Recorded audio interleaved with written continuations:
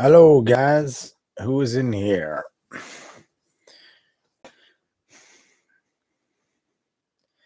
Hello, whoever's in here. Hello, hello, hello.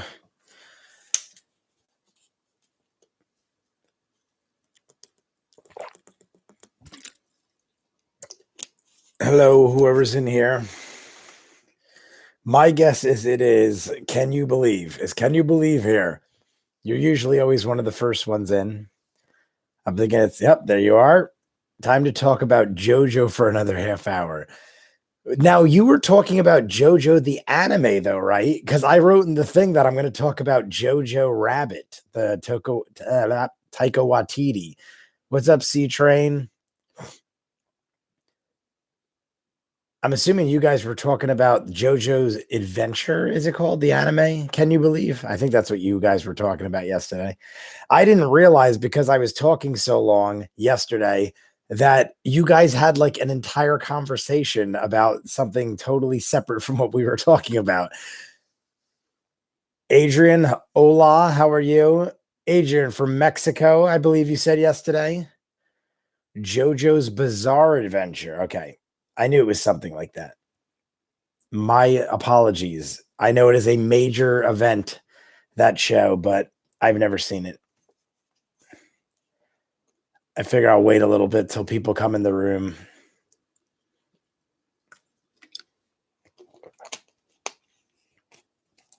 See, this is like where I was saying yesterday. Can you believe was in the room yesterday when I was saying I always think the statistics are weird on this. It says like there's 2 people in the room, but I already see 3 people talking. I don't know. I never understand how accurate that stuff is. Seedless was talking about the best Woofu. Oh, what am I talking about? And I had to correct him because it's definitely not Plankton.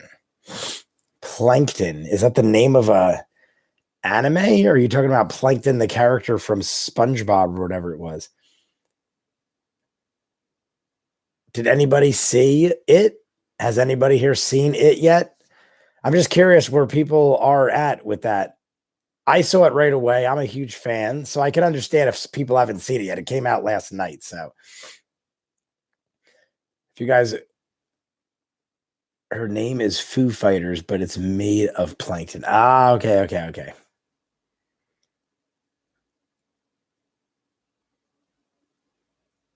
Can you believe? Were you friends with the other?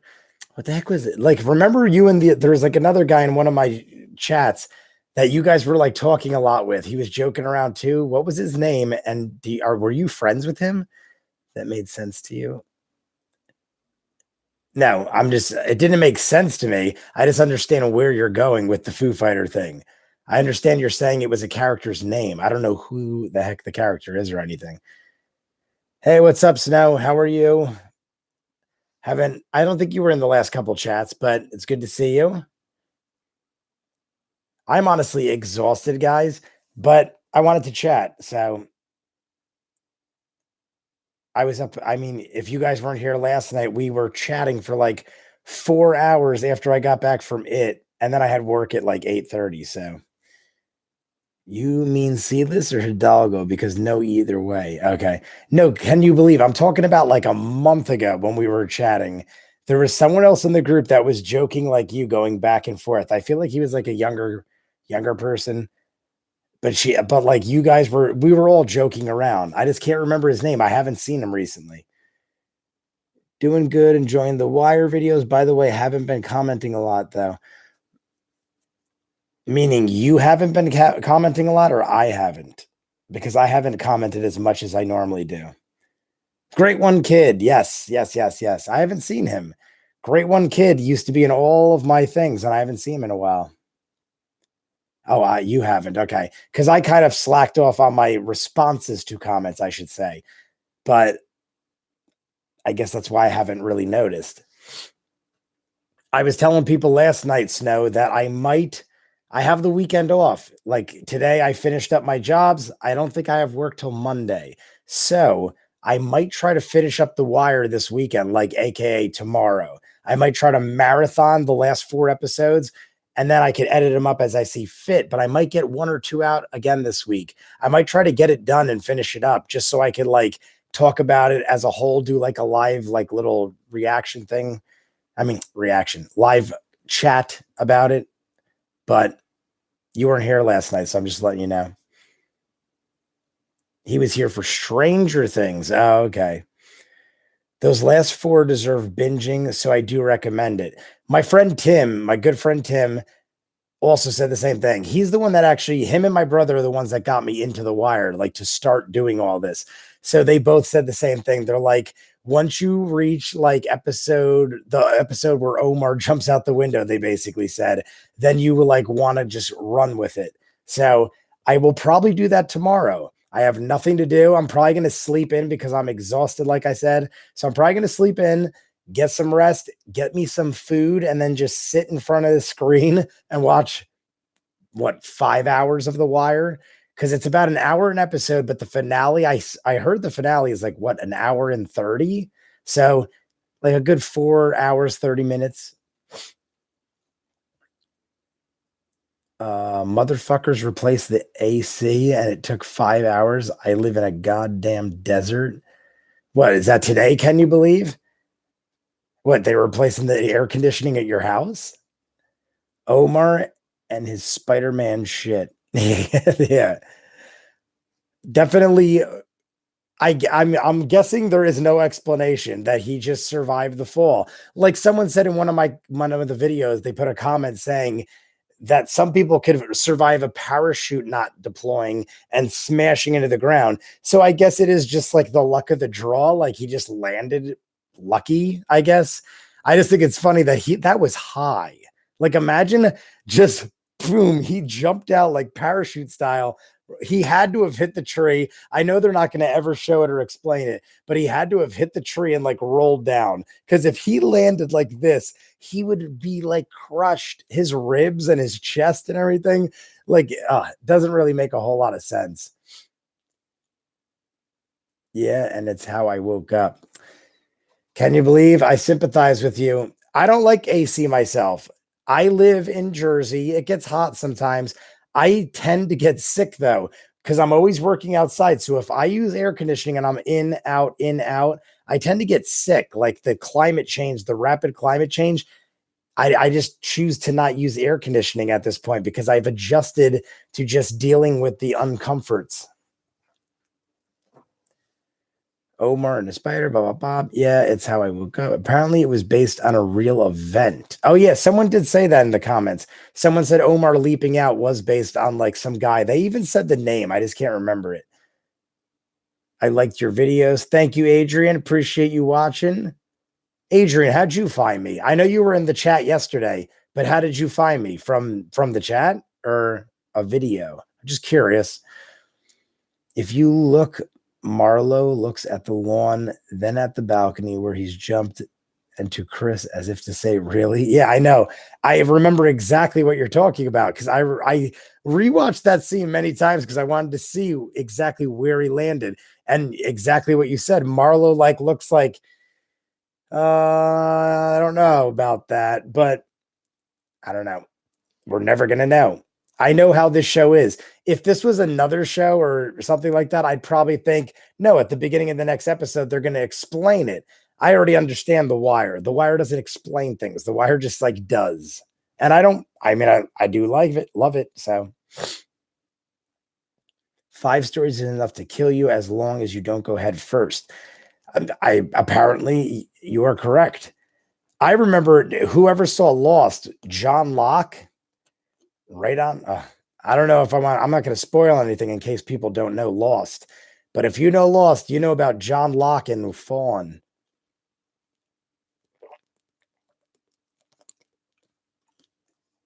Yes, sir, you do, Snow.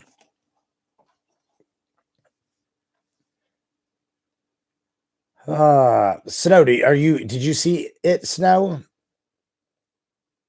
Steph, what's up? Hey, my peeps. What's up, Steph?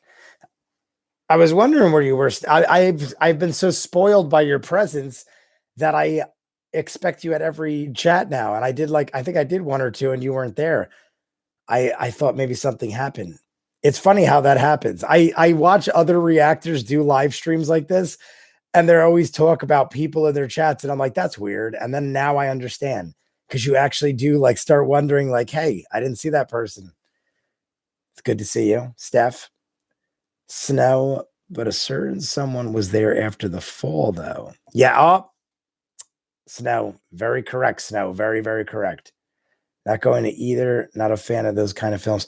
Snow, you clearly you are a fan too. Because for you to be able to correct me on something Lost related, I give you a high five for that one, Snow. Because I do know exactly what you're talking about. I don't want to spoil the decade-old TV show. Yeah, can you believe? I sympathize because honestly, if I didn't like Lost, I wouldn't care. But the fact that I love Lost, don't want to spoil it because I want people to experience it. So I don't want to like spoil things that if people haven't seen it.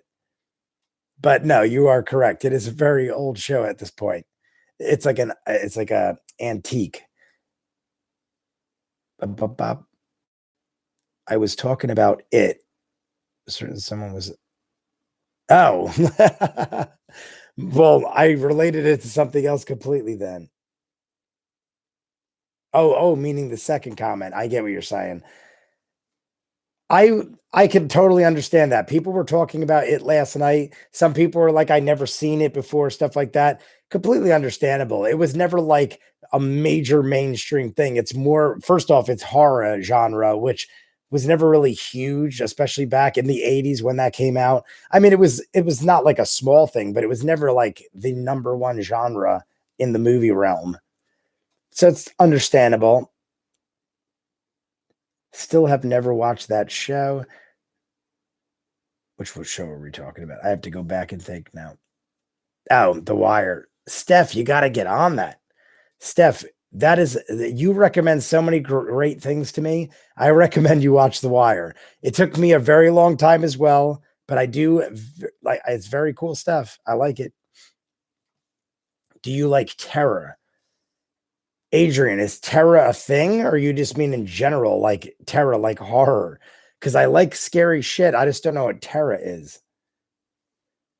Certain someone comment was about Lost. Yeah. Okay. I got you, Snow. The one comment was about Lost. The second was about it. I had to reread it to like understand because I blew through it real quick. I got you though. There was streamer who was there was streamer who would ban people for spoilers to the extreme of now 20-year-old video game. And he spiraled the most jump the shark. Who's that? Was that someone I know? What spoiler did that? Can you believe? Yeah, horror films aren't my thing. Get it? I have a lot of good friends who we have a lot of familiar tastes in movies and they despise horror. And horror is one of my favorite. Literally, if you guys know me, I go to every Monster Mania con and I watch every horror thing, B-list, mainstream, hence why I just saw it. But horror is it's a big favorite of mine. Oh, that's right, Steph. I'm sorry. But you definitely got to get on Lost. The Wire, because honestly, even though I love The Wire, I still think Lost is much better. I'm not offending you, Lost. I mean, you Wire fans. The Wire is great, but Lost, you have to really do something great. I don't know if anything in my lifetime will pass Lost. Some of you might not agree, but I, as a whole, love it that much.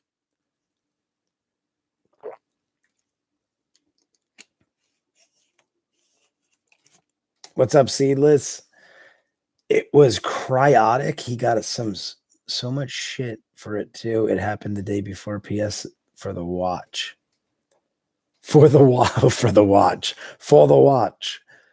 The Sopranos lost. I'm sorry, fam. All right, I'll give Seedless. Sopranos is probably my second, so I can't really debate it. Like, if you like The Sopranos better, I totally get it. Lost was just my thing. It's a preference. But Sopranos is a close second. Sopranos ended on kind of a weird note, too. And both were the same amount of seasons, right? Sopranos was 6 seasons and Lost was 6 seasons. I always forget about the seasons, but I'm pretty sure both were 6 seasons, which is kind of funny. I never thought about that. Even though Lost is a favorite of mine, but it's not a show I'd recommend to everyone because it can be very hit or miss. I'd agree with that, Snow. I've seen some people that like get into it and like by season two, they're just like, I don't got the head for this. Some people just don't like to like have to focus that much on television. And I get it. So I love it. But like there's certain people I know that are like, I want to sit down and just stupid laughter. Like they just want to watch sitcoms. They just want to like have like I just want to every now and then sit down and watch something where I don't have to know that everything that's happened. Because like if you sit down in the middle of Lost, you'll be like, what the frig is going on right now? You could do that with sitcoms. You could just like sit down for one episode and you're good to go. I haven't seen the new It movie, but I've read the book. I figure I can't be spoiled that much. Steph, you would have been great last night because there was only one or two people that read the book out of the entire group, and we were trying to figure out certain things. But like most of the time, I had people that could help. But from what they were telling me, the new chapter two was nothing like the book. As soon as you hear the message of the show, you'll want to rewatch it, and you'll see why people love it so much for the watch. But Lost will always hold a special place in my heart because I watched it with my dad back in 2013. First real TV show I watched and closely followed all the way through. I kind of had the same experience now. I watched that. My mom actually told me about it. I remember my mom was like, yeah, there's like this new show coming out. The commercial looks awesome. This plane crashes. It looks like the special effects are crazy. My mom's actually also the one that got me into horror. So I take her opinion into account. And I was like, all right, let's watch it. So I literally started watching Lost with my parents on my mom's recommendation. So I have my mother to thank for that, I guess.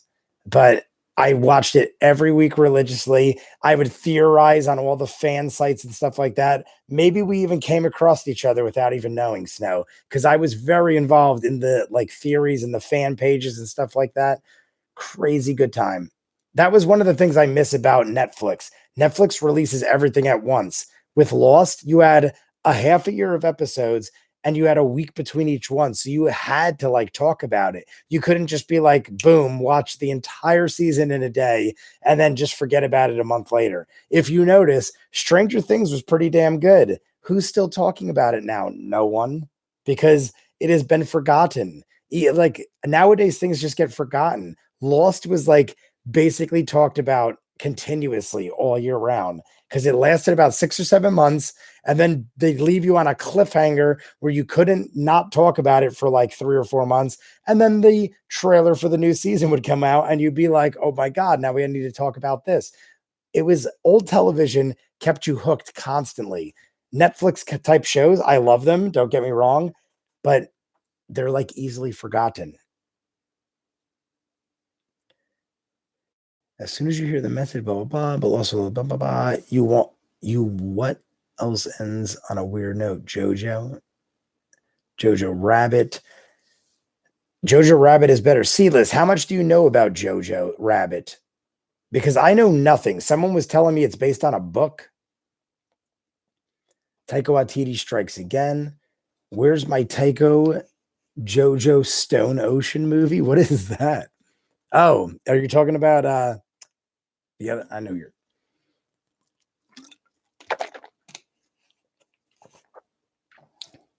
my mom got me into horror by force when she sat me down and as a family we watched the eye slicing scene from La Turistas. Are you being serious? I know what you're talking about, but that's by force. What are they trying to toughen you up? That's pretty brutal. Taika Waititi is going to put a black face, is going to put on blackface and play Father Pucci in Jojo Rabbit. Is that like a thing? Or are you joking? Hey man, first time to one of your streams. Have you ever seen Peaky Blinders? I started watching it a few weeks ago and now I'm caught up on all 5 seasons. British show, it's really good. Jay Skills, I constantly see people talking about that and reactors starting to watch it. I've not heard about it. Like, besides that, I know nothing about it and I've never seen it. I don't know where it was on. Was it on like It wasn't on HBO, I don't think. Was it on like Showtime or something? Never seen Peaky Blinders. And like I said, I watch Collider Live. A lot of the things they recommend, I dig. And they recommend Peaky Blinders. At least Josh McCouga, if you guys know him, he does. But honestly don't know much about it. I don't know who's in it. I don't know what it's about. That's about it. But yep, I have not seen it, to answer your question. Did you see that Disney Plus is going to put out content on a weekly basis? Yeah, I did see that. Did you see that you could get a 3-year subscription and you save like $200? Someone showed me a link where you could subscribe for 3 years, and instead of paying $6.99 a month, you pay like $3.99 a month. But you got to sign up for 3 years. But it's basically like you're getting 2 years free if you do it. Have you seen Mr. Robot? Final season starts in November, and I'm beyond hyped. Snow, we've talked about this before. What season is that? Because I definitely saw season 1, and I think I saw the first 3 episodes of season 2. If it is starting in November, maybe I'll catch back up on that right when The Wire ends. I'll make a run through of the Mr. Robot to catch up, because I really would like to watch that like as it goes. I was very interested in it during season 1. It was just one of those shows I kind of like got lost in the shuffle with. But Mr. Robot, I did enjoy. If it's like more than 4 seasons, I probably won't be able to do it. But if this is like season 4 or this is season 3, I could probably catch up by November.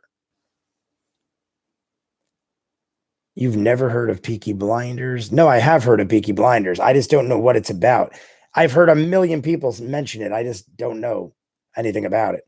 One of the best shows I've ever seen. Really? Peaky Blinders? Or oh no, you're saying Mr. Robot. I'm sorry, I'm reading 20 different things. Mr. Robot's one of the best shows you've ever seen. Snow, does it pick up? Because I did dig season 1, but it wasn't like the greatest thing I've ever seen. It must pick up, because I will say season 1 was very well done. If it gets better from there, then that makes sense, I guess. Season 3 is the best, in my opinion. It keeps getting better. All right, you just answered that question. Yeah, season 4 is the last. All right, so how many episodes in a season? I'm trying to see if there's any possible way I could catch up in time. She really fucking did that. When I left the room, she kept lying and saying the scene was over. How old were you? Can you believe? I think you said you were 8. Jesus Christmas. Next reaction series, mate. It's fucking awesome. Seedless, are you talking about Peaky Blinders? Really? Seedless, you agree? But it's a lot of seasons, isn't it? How many Peaky Blinders? How many seasons? How many episodes a season? If you guys basically I'm asking people what I should replace The Wire with. If you guys are saying Peaky Blinders, maybe I'll do it. I don't know much about it though. Would I enjoy it? What is it like about? Like, give me like a little brief synopsis. Next series, thoughts on the What If leaks. The What If Marvel series, I honestly think it sounds pretty cool. They're saying it's going to be the voices of the actual actors. I dig what they're going to do at Marvel Zombies. They said they're going to have an episode of Marvel Zombies linked in. I don't know if any of you guys have heard of this news, but I heard rumors that the Doctor Strange Into the Multiverse movie it's not confirmed, but it's like rumors are there's going to be like a brief journey into the zombie world of Marvel. Like, apparently he's going to be like popping into different universes because it's Enter the Multiverse. Doctor Strange is going to find out how to like teleport into like the multiverse. Someone told me there's a strong chance, because of the fact that they're doing the What If zombie Marvel, that there's a strong chance they might actually pop it into the multiverse of the Doctor Strange movie live action. I think that'd be awesome. I understand why they wouldn't want to do that right away as a full feature film, but to pop it into that would make the most sense. Like, you could play around with that a lot. The whole theory behind the multiverse, you could throw a million ideas into one movie without having to like spill over. So I thought that was pretty cool, but I don't know if it has any truth. It was a rumor I heard recently. I tried to watch Peaky Blinders. I couldn't get into it, which surprised me. It should have been right up my alley. It stars Chilean. Oh my God, and I love him. What do you, I don't, I never know how you say it. I say it as Killian Murphy, but a lot of people call him Chilean Murphy. I say Killian. That's what I thought it was. But I love that guy. I'm surprised. Maybe I will like it then. Is I guess Killian Murphy is the main guy. Season 3 is the best. Oh, I already read that. Peaky Blinders is about a guy barricading himself in his home over a huge fear of death and through the blinds for threats. Really artistic. What? Is that real? About a guy barricading himself in his home and a huge fear of death. They make 5 seasons out of a guy barricading himself in his home. What is it, like all in his mind? Is like the things occurring in his head? That sounds very odd. 10 and 12. Okay.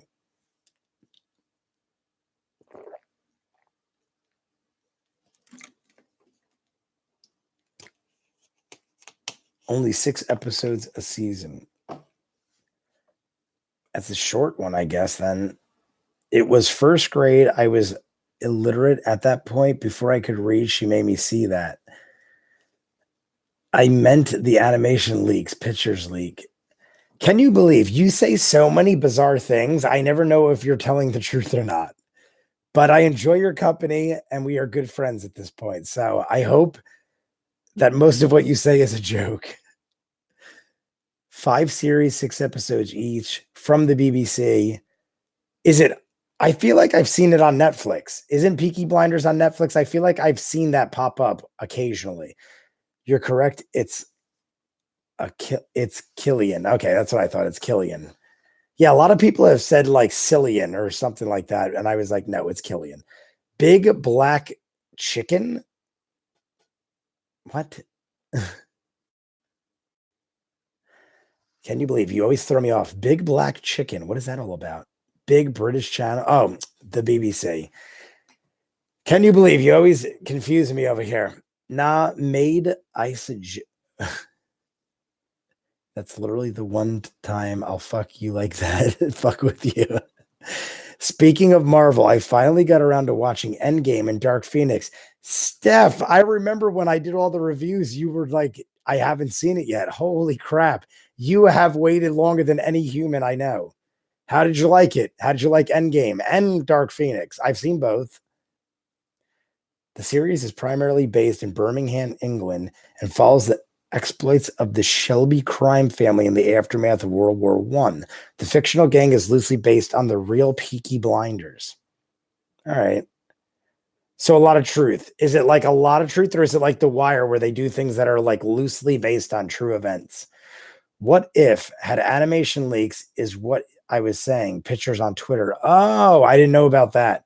I didn't know about that. Can you believe? Love this movie. Turbo Man. What's up, Turbo Man? How much Eddie does not get his arm ripped off? Yeah, no, he doesn't. Why? Does that happen in the book or something? I don't know. I mean, Georgie gets his arm ripped off. I don't remember Eddie getting his arm ripped off. Oh, he does? Oh, okay. I see. I don't know the book. I just know in the movie he didn't. I know the miniseries he didn't. But Turbo Man, who else dies in the book? Stanley dies, obviously. Eddie dies. I'm pretty sure no one else dies, right? Because I'm not, like I said, I'm not familiar with the book. I haven't seen any MCU movies besides Guardians of the Galaxy and Infinity War. Well, those are very good ones. You saw like 2 of the best, basically. Steph, did you? I forget if you said this earlier. You might have said this, Steph. Did you see? You haven't seen the It movies? I feel like you said that in the very beginning of this convo. If not, then I apologize. But I'm just curious. Jay Skills saw it. Is Jay Skills still in the room, or did Jay Skills leave?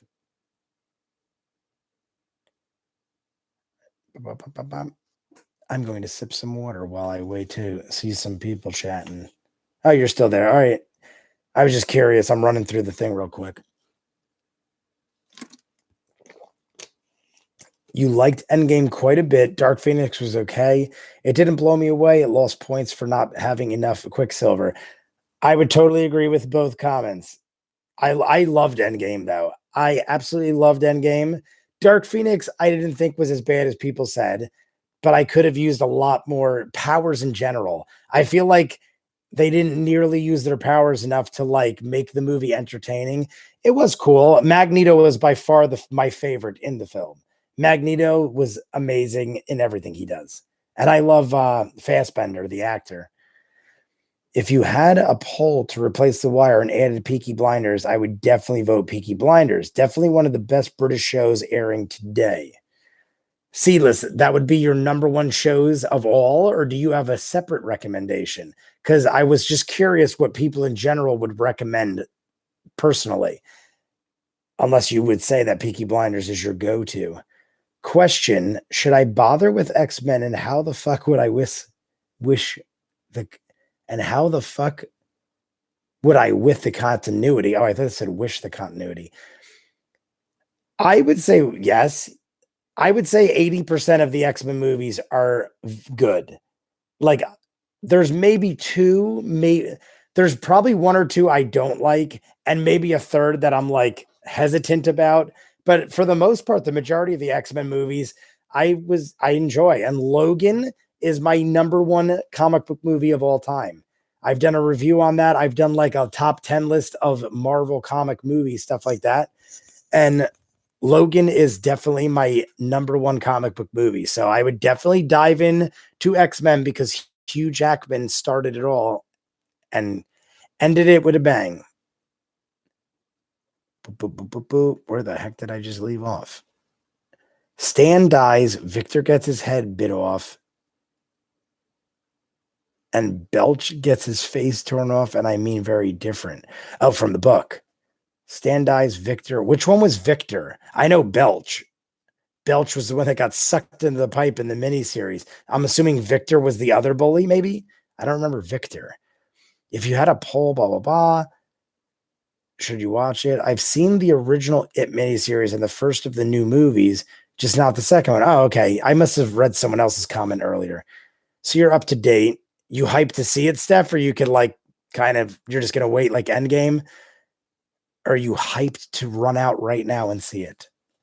What's your favorite part in chapter 2? We were talking a lot about it yesterday, Turbo Man. My favorite part is probably, I don't know, like if we're talking scares, the Paul Bunyan scene and the old lady scene from the trailers is probably my two favorite scenes as far as like CGI jump scares. But if I had to pick like favorite funny moments, I love the scene where they're in the restaurant and he grabs the little kid Dean and he's like thinks he's like it in the form of a child and he's screaming and cursing at him and it's just like really a little kid. I love stuff like that. But like if we're talking like scares, the old woman and Paul Bunyan were crazy good. Like it wasn't even that it scared me. It takes a lot to scare me. I probably don't even get scared anymore. But you still will jump and shake by like loud noises and like just images. And every time they do like a jump scare, they were flashing the screen with images and blaring IMAX sound into your ears. So you're kind of just like all your senses are going. And you're like, it's one of those things where like I wasn't even scared so much as I was just like, holy shit, like I have to watch everything around me because I don't trust anybody. It's like, it's just basically fucking with your senses. But those are the moments I thought were awesome. The old lady, I don't know, like I heard some people say it looked horrible and stuff like that. It probably did, but it still scared the frick out of me when it happened. Ba, ba, ba, ba, ba. Where am I now? Well, if you added others, that one I would like more, then I wouldn't vote for that I would like more. But what would you recommend that you would like more? Do you know how to do stories on YouTube? Because you could do polls on there. Someone mentioned that before, but I don't know what that is. Victor was the blue shirt. Which one is Victor? Victor is the blue shirt. I'm assuming the blue shirt bully. I remember seeing the original X-Men. Fits a long time. It's a It's a long time ago. Some of the few superhero movies I remember liking, Ian McKellen was so good as Magneto. Don't remember much of those films now. I mean, X2 was probably one of the best ones of the original series. I love X-Men Future Past. There was another one in there too. I can never remember the name of it though. It's around the same time as X-Men Future Past. Oh, First Class. X-Men First Class was very good. I think that's no Future. I can't remember if First Class or Future Past was Fassbender's first movie, but everything Fassbender's in, he makes the movie so much better.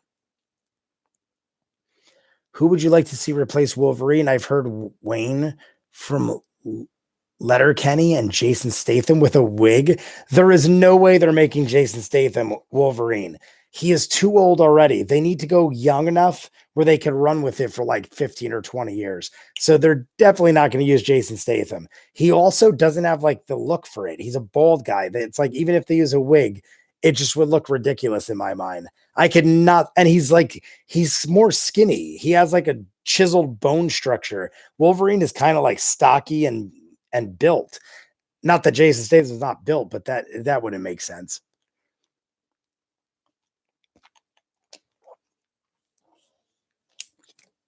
As far as Letterkenny, what's Letterkenny?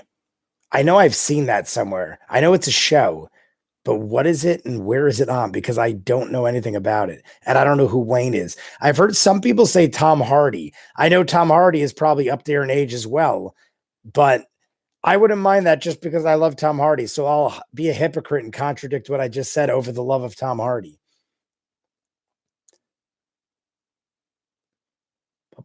I'd say the only X-Men movies I don't really enjoy at all was The Last Stand. The Last Stand was probably my least favorite. It still kind of has some cheesy nostalgia, but on actually no. Now that I think of it, I didn't like Apocalypse at all. X-Men Apocalypse, I did not like at all. It is definitely my least favorite, but Last Stand is probably right after that. I'll wait until It Chapter 2 comes out on DVD. I didn't have a great experience seeing the first one in the theater, so I won't do it again.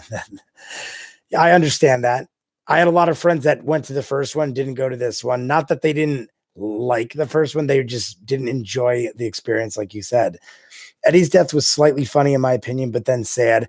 Totally agree. And then he said, Richie, come in. I fucked your mother. So definitely made a joke out of the situation.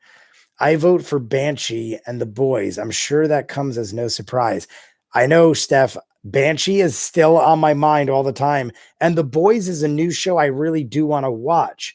But I also don't want to keep watching new shows and like losing fans of older stuff. Like The Wire, I feel is like I started realizing when I thought about it that if I watch new shows, it's hit or miss because either the show's good or sucks. But if I watch like older shows, then you grab onto like a fan base that actually likes to talk and like interact. It's actually kind of more fun to talk to do older shows, I guess. You get a lot less views and a lot less like yeah, basically you get a lot less views. If you do newer stuff, you get a million views, but it's like I said, it's hit or miss. So I kind of like to do older stuff, but Banshee could work. I just don't know. I don't hear a whole lot of people talk about it, even though it interests me. You are an It fan because you have seen the original It. Stories is like posts, like Twitter messages that pop up in subscriber feeds. Oh, yeah, yeah, yeah. My brother told me about that. I did like one or two, I think. Tom Hardy is in Peaky Blinders. Is he really? I love Tom Hardy. Wait a second. Tom Hardy's in Peaky Blinders? Like, is it and it's still running? Actually, that might spoil something for me in case he died or something. But I did not know Tom Hardy was in Peaky Blinders. I love Tom Hardy. He's probably one of my top 3 favorite actors. The Warrior. I loved him as Bane. I was Bane for Halloween back when I had more size and was actually in shape. I actually won a costume contest for Halloween in New York City as Bane. My cousin was Joker, won a costume contest, but I was twice as big as I am now and actually cut. Where are we at now? I'm heading off. See you soon. Snow, take care. Sorry if I didn't see you off. Canadian sitcom also Canada does not exist. Oh, that's right. Canada does not exist. Some show don't know anything about Letterkenny. All I know is Wayne, blah, blah. So that's what Seedless was talking about. Weird way to spell Australia. The funny part, in my opinion, was when he yelled out, I killed it, and then he gets killed. Oh, yeah, yeah, yeah, yeah. That's, I mean, did you not see that coming at that point, Turbo Man? As soon as I saw Eddie run over to celebrate the victor, it's like your typical horror trope. You celebrate the death of the villain and you die because you know the villain isn't dead. Like as soon as I saw Eddie running over in celebration, I'm like, Eddie's dead. And we already knew that Eddie dies from the miniseries. So I was like, this is a guaranteed death. People seem to like Letterkenny a lot, so I'll probably check it out. I've definitely heard it mentioned a couple times because, of course, Eddie gets stabbed in the heart. What's in Australia? Someone did the math on 4chan to prove Finland doesn't exist. Really? Yeah, Tom Hardy is in it. He stole every scene. Ah, yes, the infamous hacker 4chan. I remember that name too. It's already, whoa, that just skipped up a lot. Where did that go? It's a fantasy land where all the criminals go. What is a fantasy land? Oh, Finland. Is Finland a fantasy land where all the criminals go? Banshee is kind of an underseen show, which is too bad as it was extremely entertaining. I will definitely watch it at some point. Steph, you were a fan of Misfits, right? Because I'm definitely going to, once The Wire is over, I'm definitely going to run through some Misfits. Stan's death made me cry so hard. I honestly didn't care about Stan's death, not because, I mean, honestly, he wasn't a big focus in the miniseries or the show, or the chapter one. And I knew it was coming. It's one of those deaths that like was a guarantee. Like I knew like he was going to die. So I kind of like didn't let myself love the character because I knew it wasn't going to like have effect. And a lot of people, Turbo Man, I don't know if you've heard this, but a lot of people were mad about the way they portrayed the ending where Stan wrote the letters. They were saying that it almost glorifies suicide because Stan basically says in the letters, I killed myself because if I didn't, I would have held you back. So therefore, I helped you succeed by killing myself. I saw like a lot of things on the internet about it glorifying suicide. So what's up, Ray? How you doing, bro? But yeah, like based on that, I don't know if you caught that. I really didn't pick up on that. I saw it later and then I'm like, oh, I could totally see that. Ray, what I was talking about is you're obviously going to hear spoilers about it, but in the movie, Ray, first off, Ray's my brother. Ray, do you remember the miniseries, Ray, of it? Because that's important. If you don't remember the miniseries, then it ain't going to matter. I do. All right. So remember when Stanley commits suicide? This is going to spoil it, Ray. I apologize if you didn't see the movie yet, but if you want to talk about it, well, that's what we're doing. Okay. So in the movie, in the very beginning, Stanley gets the phone call. He literally just goes like, oh, and slices his wrist. Everything proceeds for 3 hours of movie. And then at the very end, they all go their separate ways and they all get letters in the mail. And it's from Stanley. And it's saying, hey, I killed myself, guys, because I'm such a weak person that I killed myself so that you could advance, so that you could defeat it. So by me killing myself, I basically allowed you to advance yourselves because I was the weakest link. And that is why you succeeded because I'm dead. So a lot of people are on the internet now freaking out saying it's glorifying suicide, which I could totally see, but it's still a horror movie and it's ridiculous. But basically that's like what I recently saw when I woke up this morning, came home from work. I saw that all over the internet that people are saying it's glorifying suicide, and especially with all the school shootings, stuff like that. I mean, I get what they're saying, but it's still a movie. It's a horror movie. Mind you, it was filmed not years ago, but like months ago before all this happened. But I get what they're saying, but I do think it was just like, it was not intentional. Census says 1% of the population in Finnish census has a majority of error of 1%. Therefore, Finland doesn't exist. You spring up some weird topics, my friend. Saw Bill Skarsgård get into character outside the funhouse. He also eats oranges between takes. Fun fact. Stargazer, how are you? Very interesting fact. Oh, I didn't see that first comment. Hi, I was an extra in the carnival scene. Didn't get paid, but the carnival food was pretty sweet, man. Awesome. Very cool. Very cool. Where was it filmed? Where was that scene filmed? Finland, Canada, and Australia are one of the primary examples of fake countries and fake news.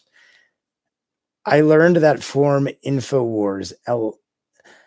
At this point, can you believe, and Seedless, you interact so much about weird stuff. And yesterday you said you use 2 devices. I'm almost thinking that you have 2 identities and that you are actually speaking with yourself, because you and Seedless always seem to go off on a weird tangent and just interact with each other. And you did say you use 2 devices. I am starting to think that you're talking to yourself. Once Adrian and Don got beat up, I felt the pain. I was like, oh, ouch, God. Turbo Man, yesterday. Oh, shit. If I figure that out, I'm going to laugh, Seedless, because that's what it seems like all the time. But anyway, back to Turbo Man. The Adrian Mellon beating in the beginning is insanely brutal. I was talking about this last night. In the very beginning of the movie, for those of you who didn't see it, there are 2 gay gentlemen that are like, one is brand new to Derry, one has lived there his whole life. They have fallen in love, and the one guy has moved to Derry to be with the other. Some town bullies follow them outside the fair and beat the living shit out of Adrian Mellon, which I heard is a big part of the book. They beat the tar out of him, like pummel him. Like I'm talking like they were hitting him so hard and so much that I was like, he's dead. Then, even though he didn't die, they proceed to grab him and throw him over the bridge into the river, and he gets washed away. As if that's not enough, it then rescues him, or so you think. No, you don't think, because you know it's it, and then bites a hole like this big into his torso and eats him alive. So Adrian Mellon got the tar beat out of him and then eaten by it. Like, talk about your horrible deaths. But yeah, that is what happened with Adrian Mellon. The point behind that was, I forget, but that is what he was talking about. Once Adrian and Don got beat. Yeah. So once that happened, you knew yet again, because if you saw chapter 1, they started off with Georgie, the little kid, getting his arm ripped off and dragged into the sewer. So yet again, they let you know right off the bat, you're in for some shit. I don't know about glorification. That's just how some suicidal people think. I can see that, right? That's a good point. I honestly, when it happened, I was so much. I expected it to happen so much because of the miniseries and what I heard about the book, that I didn't even think too much about it, because I was like, I just knew it was going to happen. So I didn't put much thought into it.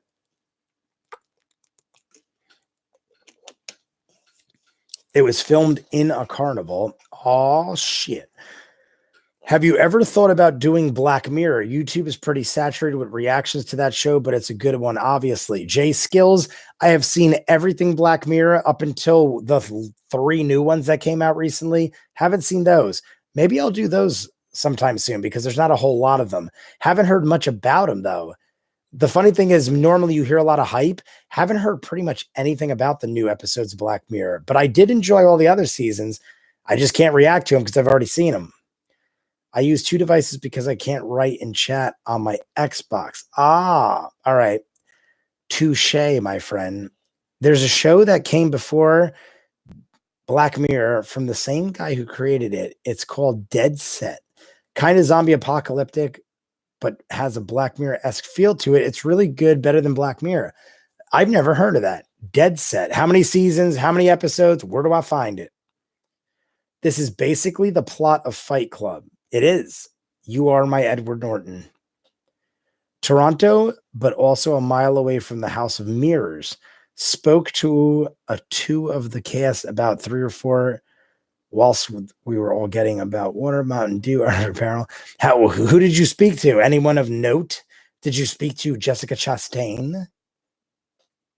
That was pretty much how Adrian died in the book too. I remember being horrified by that. From what I heard, people said that that was pretty on point. I just never read it. But what was the point? See, in the movie, the point of them being gay, I heard, was that it to like basically prepare you for the Richie Tozer scene at the end. But in the book, that I don't think that happened. Was there a point behind them being specifically gay, or was it just showing the hatred in the town of Derry? Because I feel like it was an odd choice, but in the movie, it made sense. Bop, bop, bop, bop, bop. I'm waiting for the Blu-ray to watch with my husband.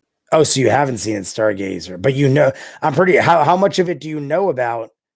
Since you were in it, you probably know a good deal about it. My top 3 Losers Club members are Mike, Eddie, and Ben, or Richie. Ben or Richie, either one. Mike is your favorite. Interesting. Mike was probably my least favorite, not because he didn't do good at acting. I just feel like they underutilized him, and then he became a liar at the end and tricked them all into going there. So honestly, had nothing to do with the actor or the character, besides the point that they barely used him, and then everything amounted to lies. So I didn't like. I actually think Mike was my. Actually, no, Ben was my least favorite. I think that Ben was the least like his younger counterpart.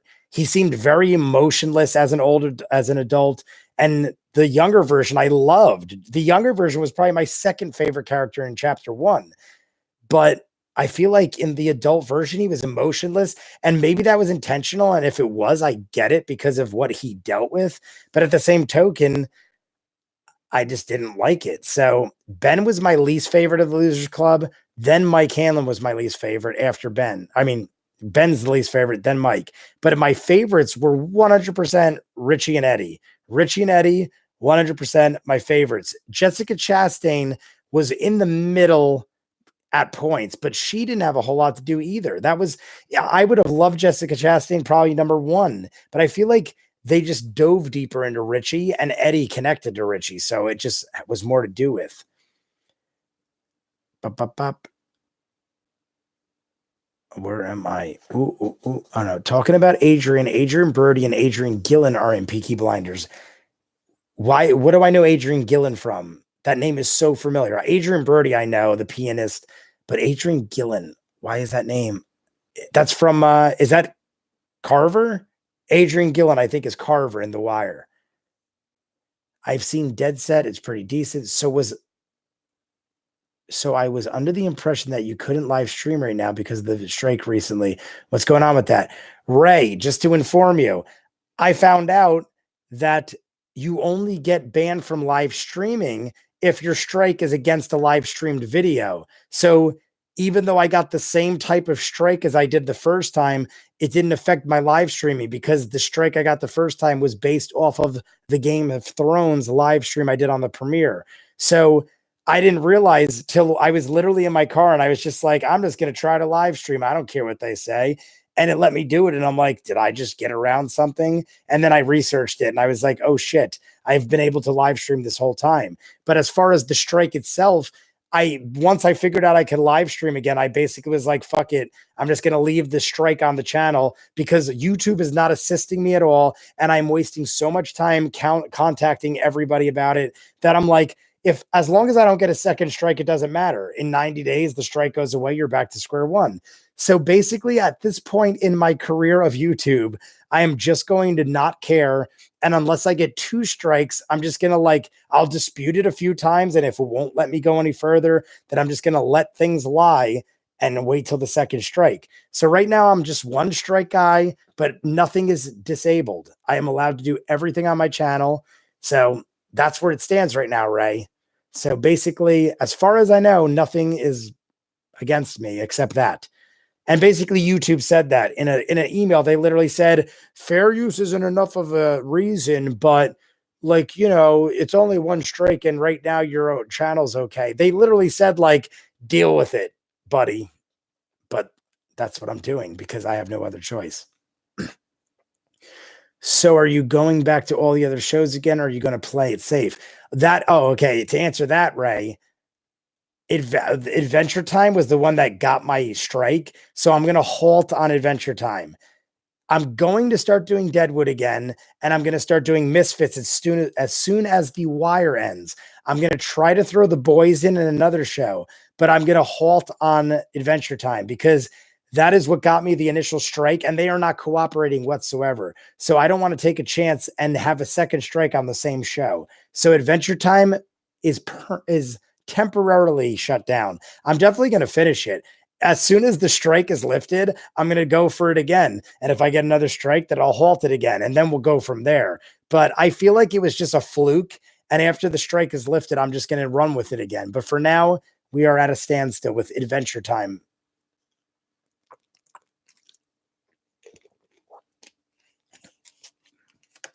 I have to go back over here now. I missed a bunch. Adrian Gillen was Little. Oh my God, that's right. It's Littlefinger. Carcetti. Oh my God, a lot of people commented. I've seen Dead Set pretty decent.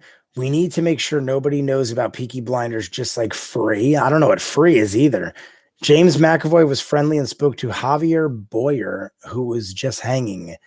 Javier Boyet. Which one was he? That name doesn't ring a bell.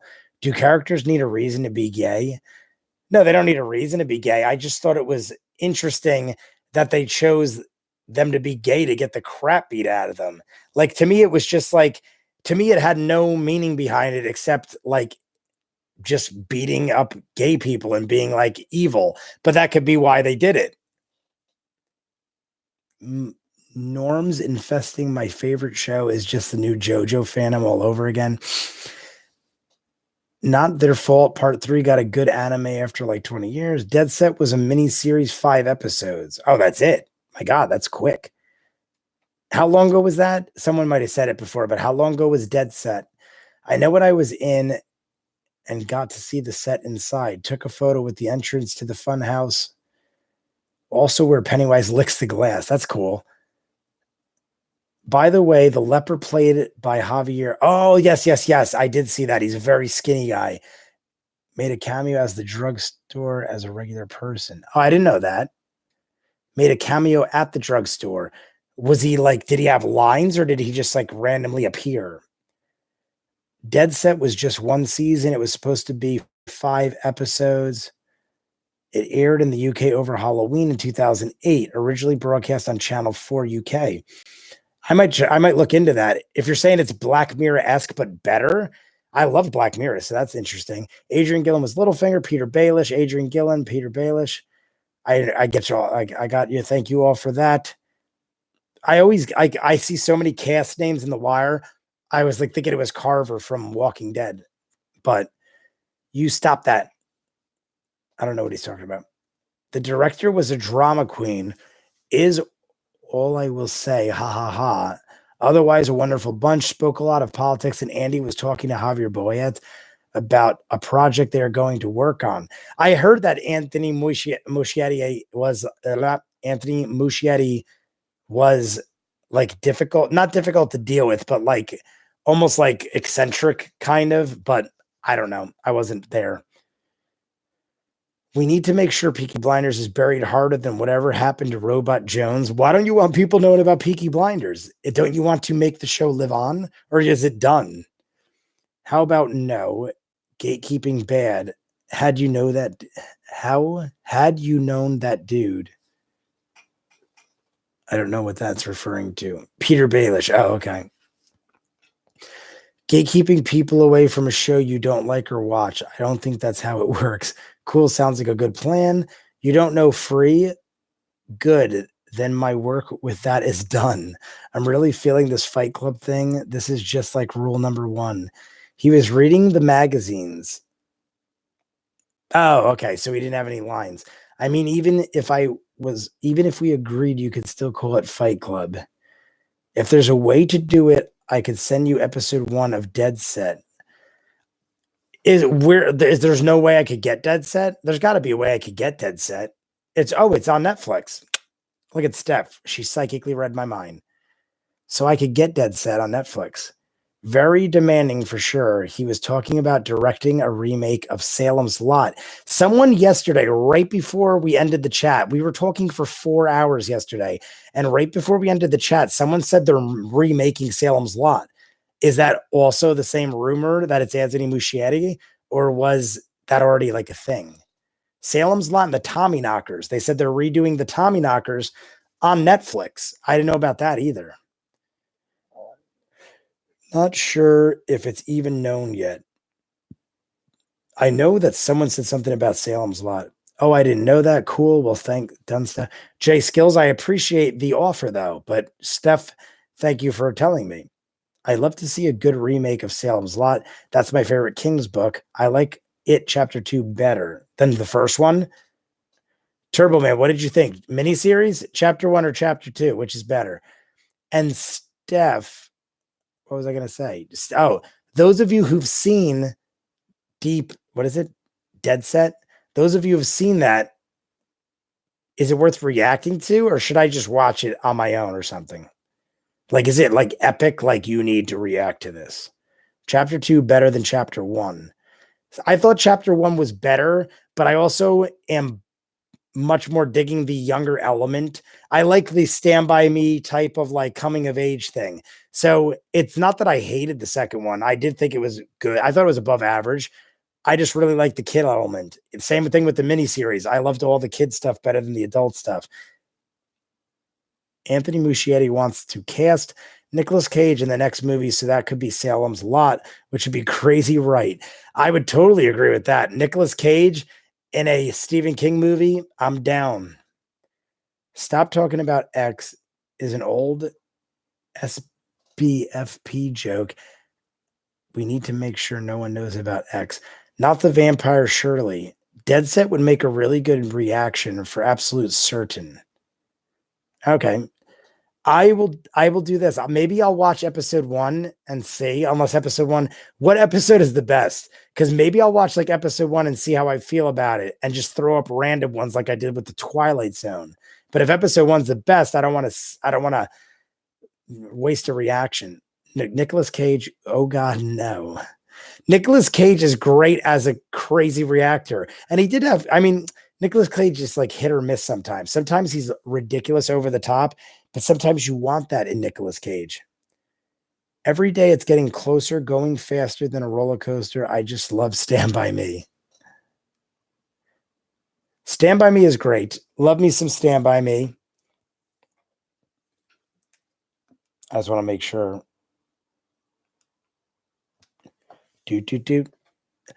Speaking of movies, because that's what we always do, have any of you heard about or seen The Fanatic? I just saw this movie pop up right before I started this. Chris Stuckman does a review. Love Chris Stuckman. If you guys don't know, you probably do. I found him years ago. But Chris Stuckman just did a hilariosity review on The Fanatic.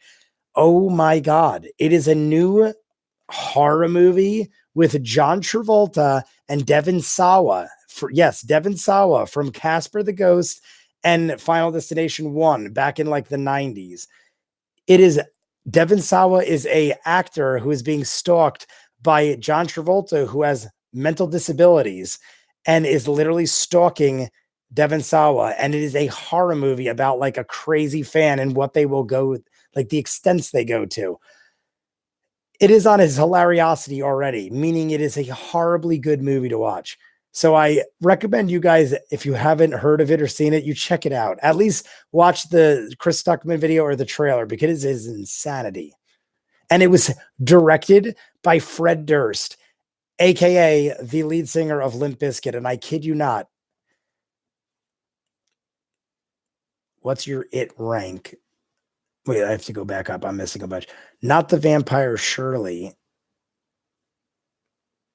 With the Salem's Lot. Dead Set would make a really good reaction. Nicolas Cage, blah, blah, blah. Every day is getting blah, blah, blah. I would certainly watch it for a reaction to Dead Set. Okay, then maybe I'll do that. What's your it rank? I would say, honestly, I know the miniseries is cheesy, and the second part of the miniseries is kind of garbage at the end, but I have a nostalgia place in my heart for the original miniseries. Not saying chapter 1 or 2 are bad. I love all 3, but I honestly would probably watch the miniseries over the rest, just based on the feels I get, because I was like, I told people in other videos, I watched the miniseries live on television with my very first girlfriend. So the nostalgia feels I get from watching the miniseries, it can't be repeated. Imagine the memories of your first girlfriend. I literally watched it with my first girlfriend. So it's like, it can't be beat unless it's the greatest film ever. But I thought chapter 1 and 2 were great films. If I had to base them on quality, chapter 1 is probably my favorite overall. I could see Javier Boyet in Salem's Lot, but Nicolas Cage is random as hell. His sister Barbara is also starting her acting career. Although when I woke to her, I asked how she is and she didn't understand. What? I don't think watching episode 1 would ruin a reaction to Dead Set.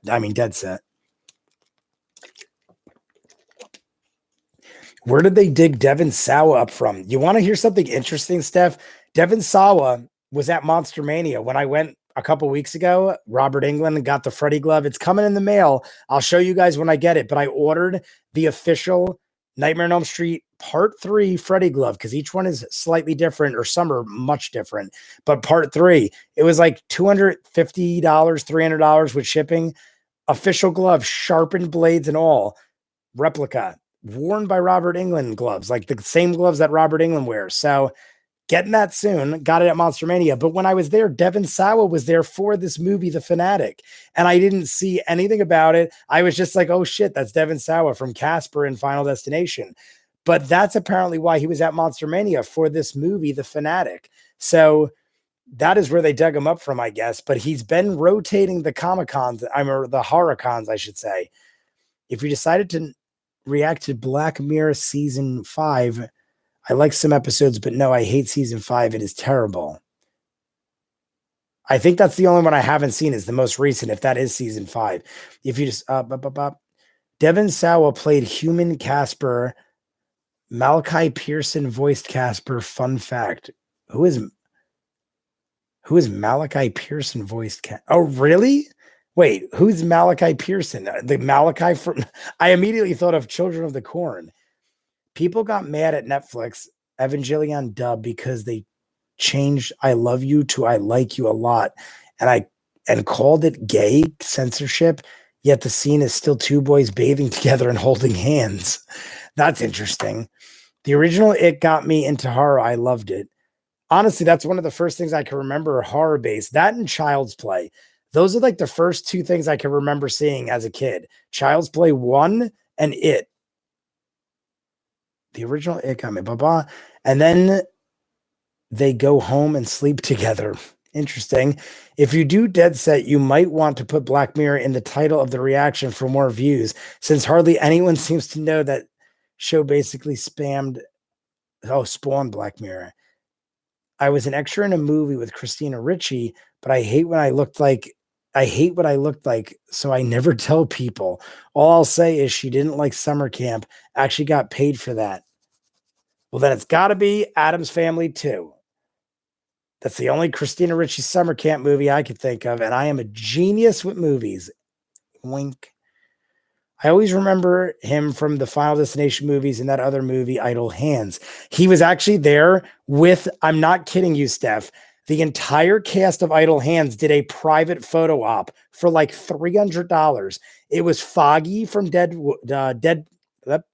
Daredevil. Foggy was his friend, Seth Green, Robert Englund, who did the voice of the hand, and Vivica J. Fox, and Devon Sawa. So you got 5 people, and it was a photo op group photo for Idle Hands, and they were charging like $300, and I'm pretty sure it sold out within hours. Like they only allowed us, like I think 260 people, and I think it sold out. As well as Lo Pan from Big Trouble in Little China was there. The actor, Henry Chow, I think his name is, something like that. He was there, the actor, in full costume, and that sold out too. It was like $300, and you can get a photo op, personal photo autograph by Lo Pan in full costume. So that was crazy stuff, but random stuff at Monster Mania sometimes.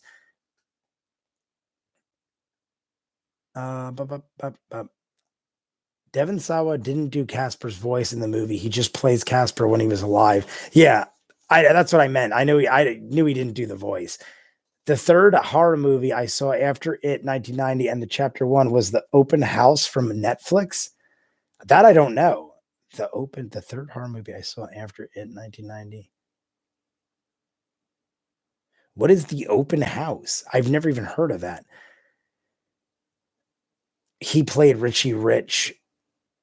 Did he? No, he didn't. Macaulay Culkin played Richie Rich. Macaulay Culkin played Richie Rich, not Devon Sawa. I saw Child's Play as a kid too, but then I also saw The Exorcist, A Nightmare on Elm Street. By the age of 12, I pretty much hardened. Yeah, basically same thing with J Skills. I think by like 8 or 9, I'd seen Child's Play, it. Then I started dabbling into Jason.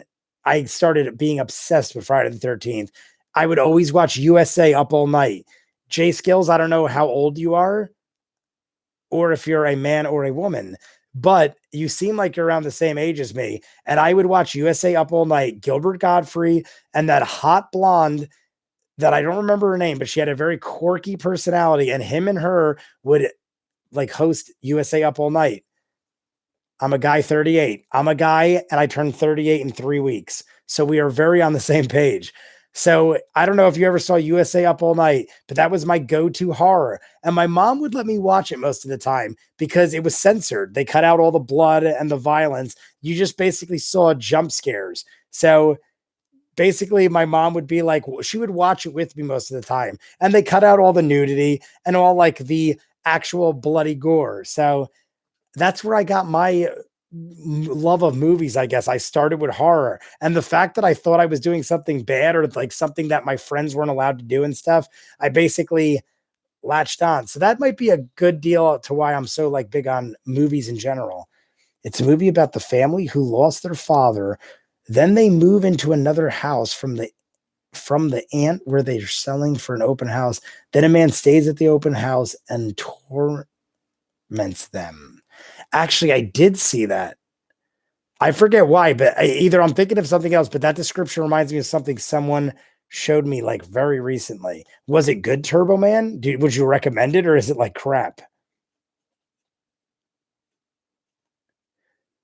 Light Zing. Light Zing, you totally caught my eye because one of my other accounts is called Lightning S4. So the second you did that, I literally thought one of my friends logged on my other accounts. But hello to you, Light Zing. I don't think I've seen you before in chat. Damn, you're 12 years younger than Jay. Who's that? Richie Rich is Casper. I don't know. Damn, you're 12 years younger than Jay. I don't know what that means. Pennywise dies. That's crazy. What's up, Light Zing? I already said that. Black Mirror season 5, episode 2, summarized with no spoilers, is just basically phone bad. She played Melissa Marr. Which one is that? I don't know what that's referring to either. She played Melissa Marr. I got to go back now. A friend of mine. Oh, okay. A friend of mine was a big actress and made a horror movie in the 90s. It was pretty big, called House on Haunted Hill with Jeffrey Ross. Loved House on Haunted Hill. Stargate. She played Melissa Marr. Which one was Melissa Marr? I love House on Haunted Hill from the 90s. Had Femke Janssen and Tay Diggs. Wasn't it Tay Diggs? I think it was Tay Diggs, Famke Janssen. A lot of freaking awesome people were in that movie. We're talking about House on Haunted Hill from the 90s. Which one was Melissa Marr, though? Was she? I remember the girl. Wasn't the girl that was from Billy Madison in that? Like the one that Billy Madison, like, is Veronica. I was talking about Jay Stills. Oh, okay. I gotcha. Look at you. Can you believe? Because you're telling me I'm 50 years old. I forgot about that from yesterday. Mediocre and good, but then bad. It goes off on the and on and off. Okay. I probably won't watch that then because there's so many better things. Bridget Sampras Wilson.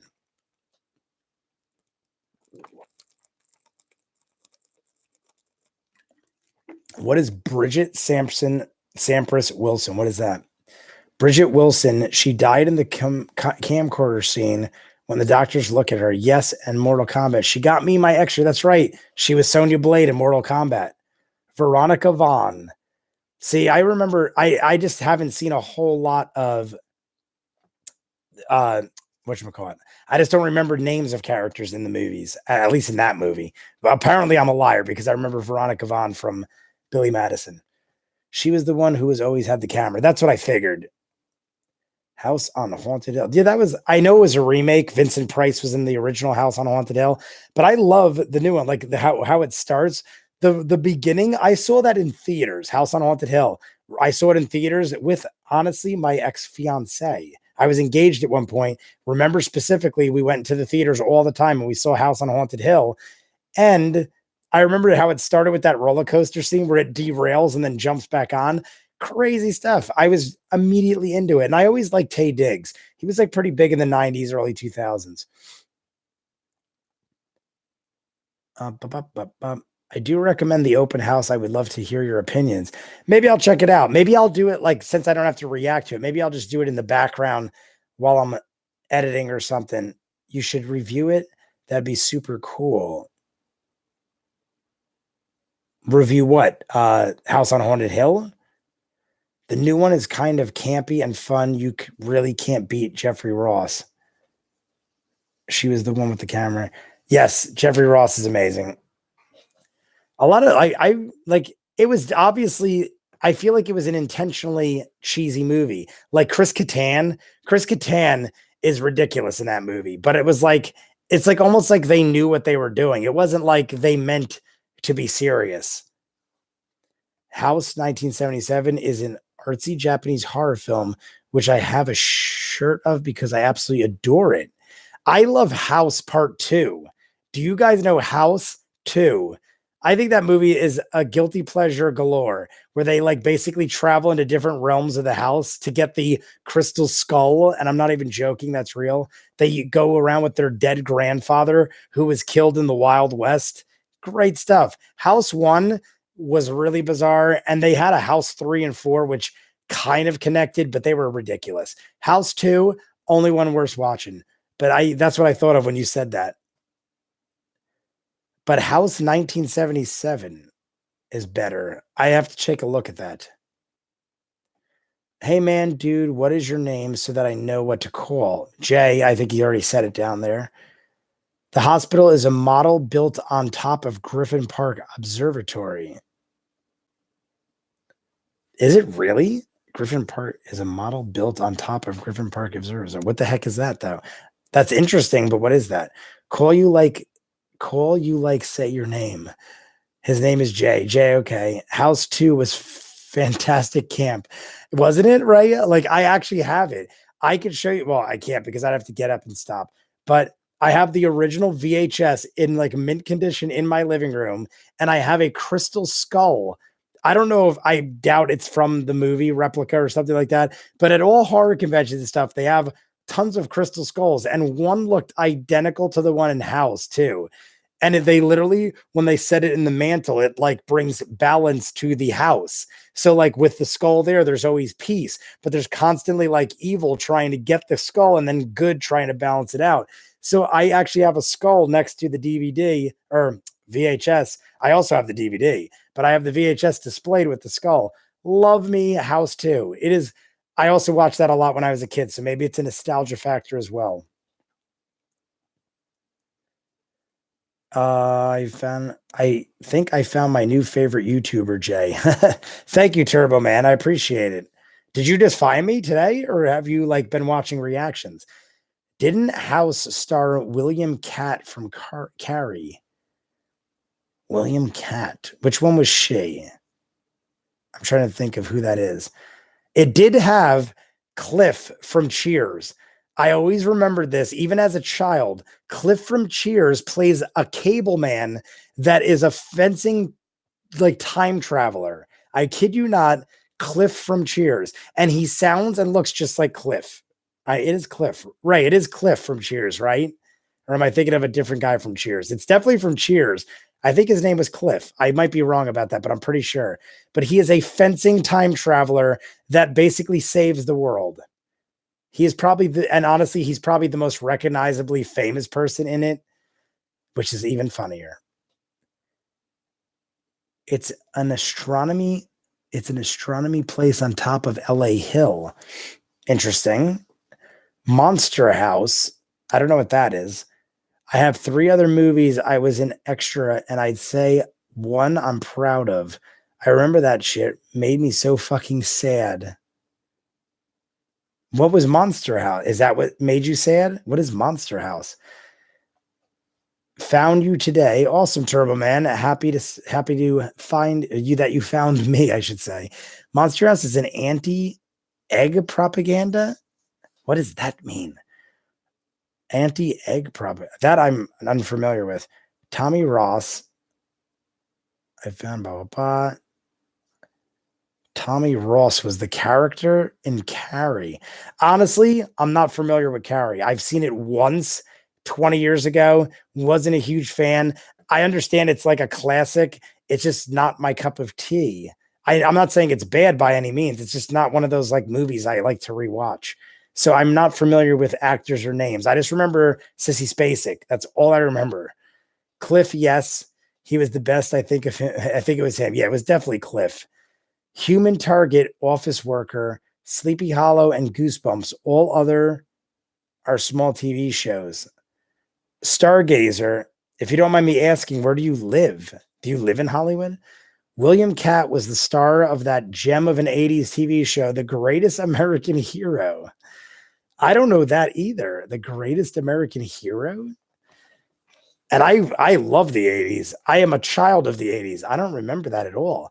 Monster House is a movie about a house that eats people when they knock on its door. Now that I'm thinking of it, I remember the box art. I don't know if I've ever seen it. Do you recommend watching it? Or is it like a complete waste? Because I feel like it's one of those like very campy, cheesy, like maybe too bad to watch movies. But it might be one of those amazingly bad to watch movies. Yes, Bill Maher was in House 2. Yes, Bill Maher. Sorry if any of you like Bill Maher, but I hate him. I think Bill Maher is a pompous asshole. And Bill Maher plays a pompous asshole in House 2 and dates a hot woman who also thinks he is a pompous asshole. So, yes, Bill Maher is actually the famous. I will give him that. Bill Maher is more famous than Cliff. Even though I dislike him, I will give credit where credit is due. And Bill Maher is more famous than Cliff from Cheers. At this point, I might be more famous than Cliff from Cheers, though. So sorry, Bill Maher. Even though Cliff still does the voice of like the pig in Toy Story. I don't do the voice of no pig.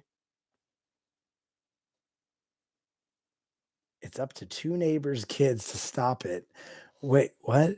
Monster House is a movie about a house that eats people. It's up to 2 kids to stop it. Monster House is about a monster house. Bill Maher saw that. I've only seen the Carrie remake. I've seen the Carrie remake. Was the Carrie remake? Wasn't that with the girl from Kick Ass? I'm blanking on her name right now. Moretz, something. Chloe Moretz.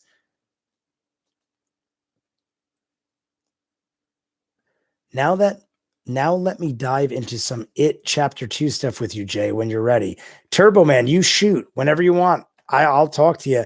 We always just if you haven't been in my chats before, we just have like a free for all. I write a topic and then we just go from there. So the topic is always up for grabs, but we might go off on tangents. So you feel free to write comments or questions about whatever you want. I'll eventually get to them. I read every single comment. There will be a day where I will have too many people to read them all. But until that day comes, I will run through them all. Yes, Los Angeles. I have part 1. I have a part 1 job, but love film. Oh, okay. Very cool. You seem to have been an extra in a lot of stuff. So do you just do it for the love of film? You just want to be a part of the experience? Or are you actually trying to get bigger? Some people I know just want to be involved and they don't like they have other careers and stuff, but they just want to be a part of the experience. Or do you actually want to be like superstar status? I recommend it just for its odd concept, but playing weird and straight. Monster House we're talking about. Monster House is about a kid pissing in bottles. That reminds me of The Aviator with Leonardo DiCaprio. Every time, not that I think of pissing in bottles a lot, but every time I think of pissing in bottles, I think of Leonardo DiCaprio in The Aviator when he filled his room with piss bottles because he was so eccentric that he locked himself in there for like months. Monster House is about a kid pissing in bottles. Hopefully Bill isn't listening to you right now. Monster House is about terrible babysitters. Haha, poor Cliff.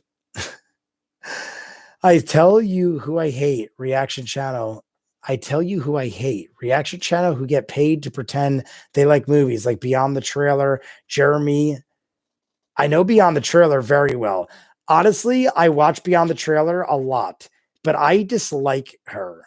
I feel like she is very geared towards, like, I don't mean to be mean. Maybe she's a fabulous lady. It's something Randolph, something, I forget her name, but I watch all her reactions because I'm very curious to see other opinions, but I would have to agree with you that I feel she is like biased because it's almost like every time there's something you could like dig in, like she's constantly all about the LGBT community and she's constantly about this and she's constantly about that. And it's almost like almost like she contradicts some things she says. And I just don't buy it. I don't believe her. I don't believe a lot of what she says, but I still watch it because it's so popular. I just want to see her opinion because other people, Grace Randolph, I don't know if anyone else said that, but I just thought of it. Grace Randolph. I watch them because so many other people watch her reviews that they talk about it. And I almost watch her reviews just so I could critique her reviews. That's how big she is. I would say Grace Randolph is probably the #1 reactor on YouTube right now. Wouldn't you say? Like, so I definitely watch her stuff, but at this point, I feel like she is very fake and not for nothing. If you guys watch her, you know what I'm talking about. She writes non-spoiler reviews and spoils the shit out of everything. I have watched so many of Grace Randolph's non-spoiler reviews, and it's like spoilers galore. And then she'll actually comment and be like, are you crazy? That's not a spoiler. That was talked about in one sentence of an interview 10 years ago by a guy that no one's heard of. Like, she'll come up with like these lame excuses why it was okay. She spoiled it. That's the only reason I dislike her mostly. Other than that, she does seem a little on the fake side, but I still watch her shit all the time. So it's almost like there's no such thing as bad publicity, I guess. All I know is I agree with you. I think she's fake. I would totally agree. As far as I got into a rant again, I apologize, guys. As far as Jeremy Cons, I don't know who's that. Oh, Jeremy Johns. Jeremy Johns, I do very much enjoy too. Him, I do agree with most of the time, but I don't think I have a problem with him. Honestly, Jeremy Johns, I don't have a problem with him, but I could see where you think he like sold out kind of thing. He was very big on he was always on like John Schnepp shows. If you guys watched Heroes on Collider, it was like a comic book show with John Schnepp. John Schnepp directed and wrote like that that documentary on the Kevin Smith Superman movie, stuff like that. Jeremy Johns was good friends with him, was on all the time. Then he went and did his own thing. I think he started with his own thing, went to Collider, then went back to his own thing. But I dig Jeremy Johns. I watch him all the time. And who was the last one? I saw one more that you wrote. Oh, Stuckman. Stuckman, it was the one I just watched that had hilariosity. But yeah, I guess when they get so popular, maybe they sell out or maybe they direct themselves certain ways. But honestly, Chris Stuckman and Jeremy Johns, I enjoy. Grace Randolph, Beyond the Trailer, not so much. But I still watch her all the time. Chloe Grace Moretz, Smoking Hot. Yeah, Chloe Grace Moretz. Monster House versus Tractor. Don't know what that means. Girl from Kick-Ass, Michael Cera. Yes, it was Michael Cera. Is the woman from Kick-Ass.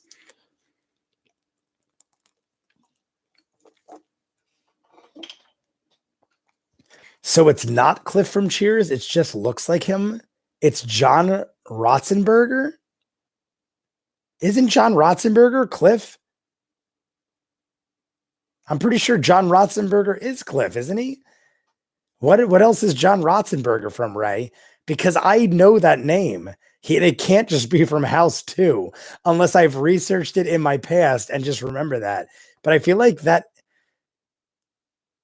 I'm pretty sure John Ratzenberger is the guy from Cheers. I don't know. Now I'm mind blown. I'm like in a state of shock. My husband thought that Dead Don't Die movie recently. Oh, bought the Dead Don't Die recently movie. I haven't watched it yet. Steph, we were talking about it last night. It was worth a watch, but I dislike the ending, and it's a very slow burn, like and intentionally done. There is one joke, you'll know exactly what I'm talking about when it happens, but there is one joke that is repeated like 5 times in a row, like intentionally done.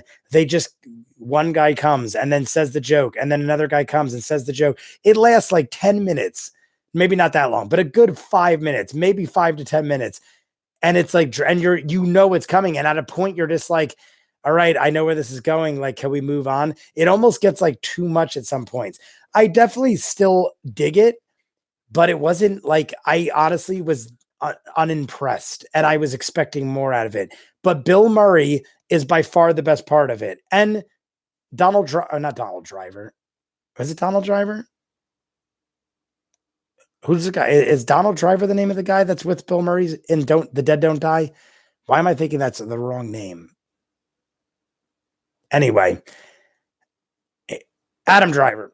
Thank you, Steph. Adam Driver was probably close second. Everyone was great. The acting was great. There's no bad part about it. It was just dragging really slow. And the ending was the bad part, actually. I didn't like the ending.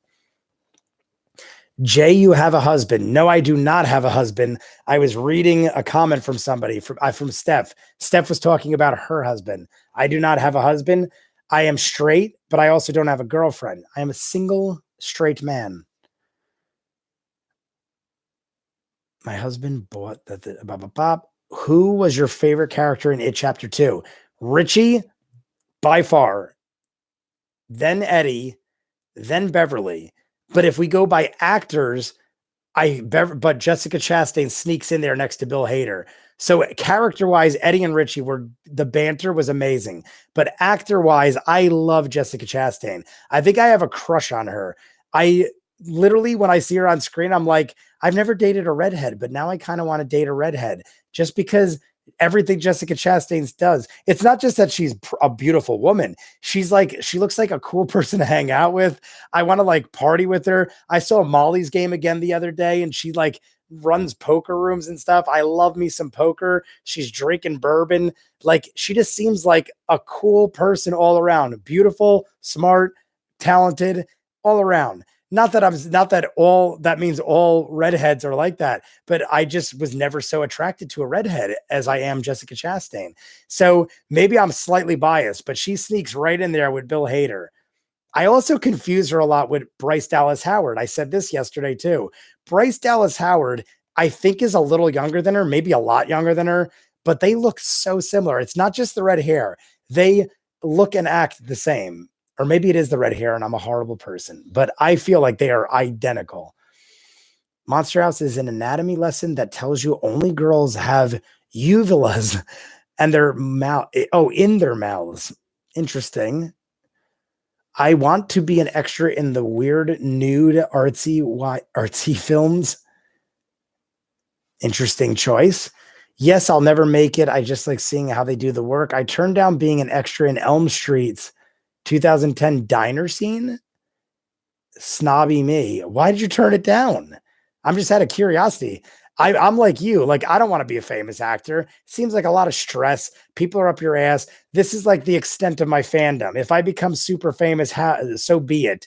But I just like to chat with people and be like myself. I don't want to have to worry about the public eye being at my ass for every fart and fiddle. But I would have loved to have been on the set of even the new one. Anything Freddy related. I love me Freddy. Freddy is my favorite horror character of all time. If I had to pick movies, I probably think Friday the 13th might be my favorite franchise. But character, as interesting as it is, Nightmare on Elm Street's a close second. But I think Friday the 13th might be my favorite franchise as a whole. But I like Freddy better as a villain, if that makes any sense. But they also, crossed over once or twice. And then the comic books they did and storybooks and stuff like that, they always cross over. So love me some Freddy Krueger. I need to cough real quick.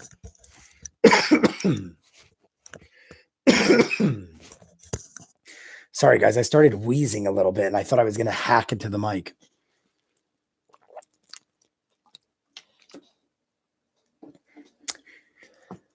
Let me see where I'm at. My favorite character in It Chapter 2 is probably Richie and Eddie and Stan. I didn't like Stan at all, but I did like the actor. Well, I can't really say I didn't like Stan. I just thought he wasn't in it enough to like him. I already said Ben is my least favorite. Richie and Eddie were amazing. Yeah, Stan was just not in it a lot. I heard that he's amazing in some show. Swamp Thing.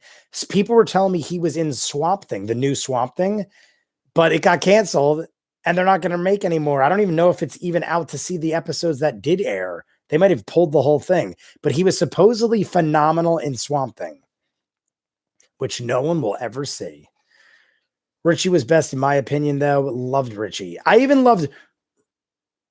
Yeah, I would say Richie was my favorite probably in the miniseries. He was my favorite in Chapter 1, and he was my favorite in this. That is very hard to accomplish, to make the same character likable in every element.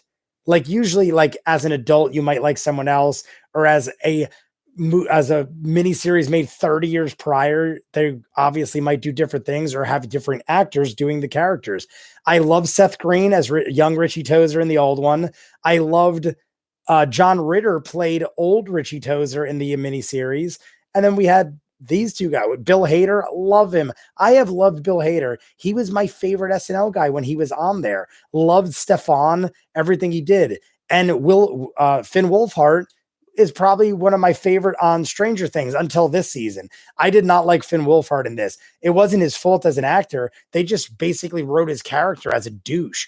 He kind of even though he's a kid and I understand, he was sassing off to friggin' David Harbour all the time. And I just didn't like how he was very rude. And I get it. He's got testosterone pumping through him and he's going through puberty, but he's a rude little motherfucker.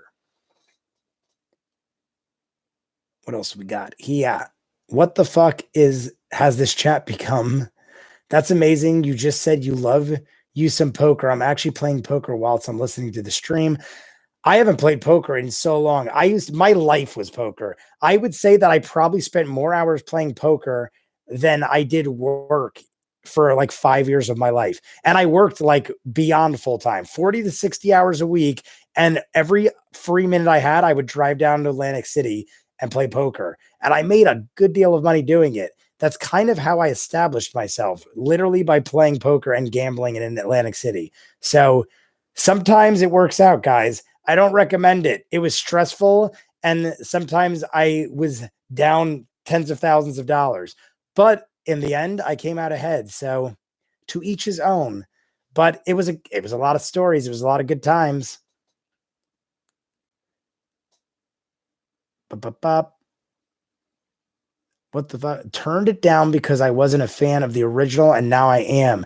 When did this? I mean, back in 2010, you weren't a fan of Nightmare on Elm Street?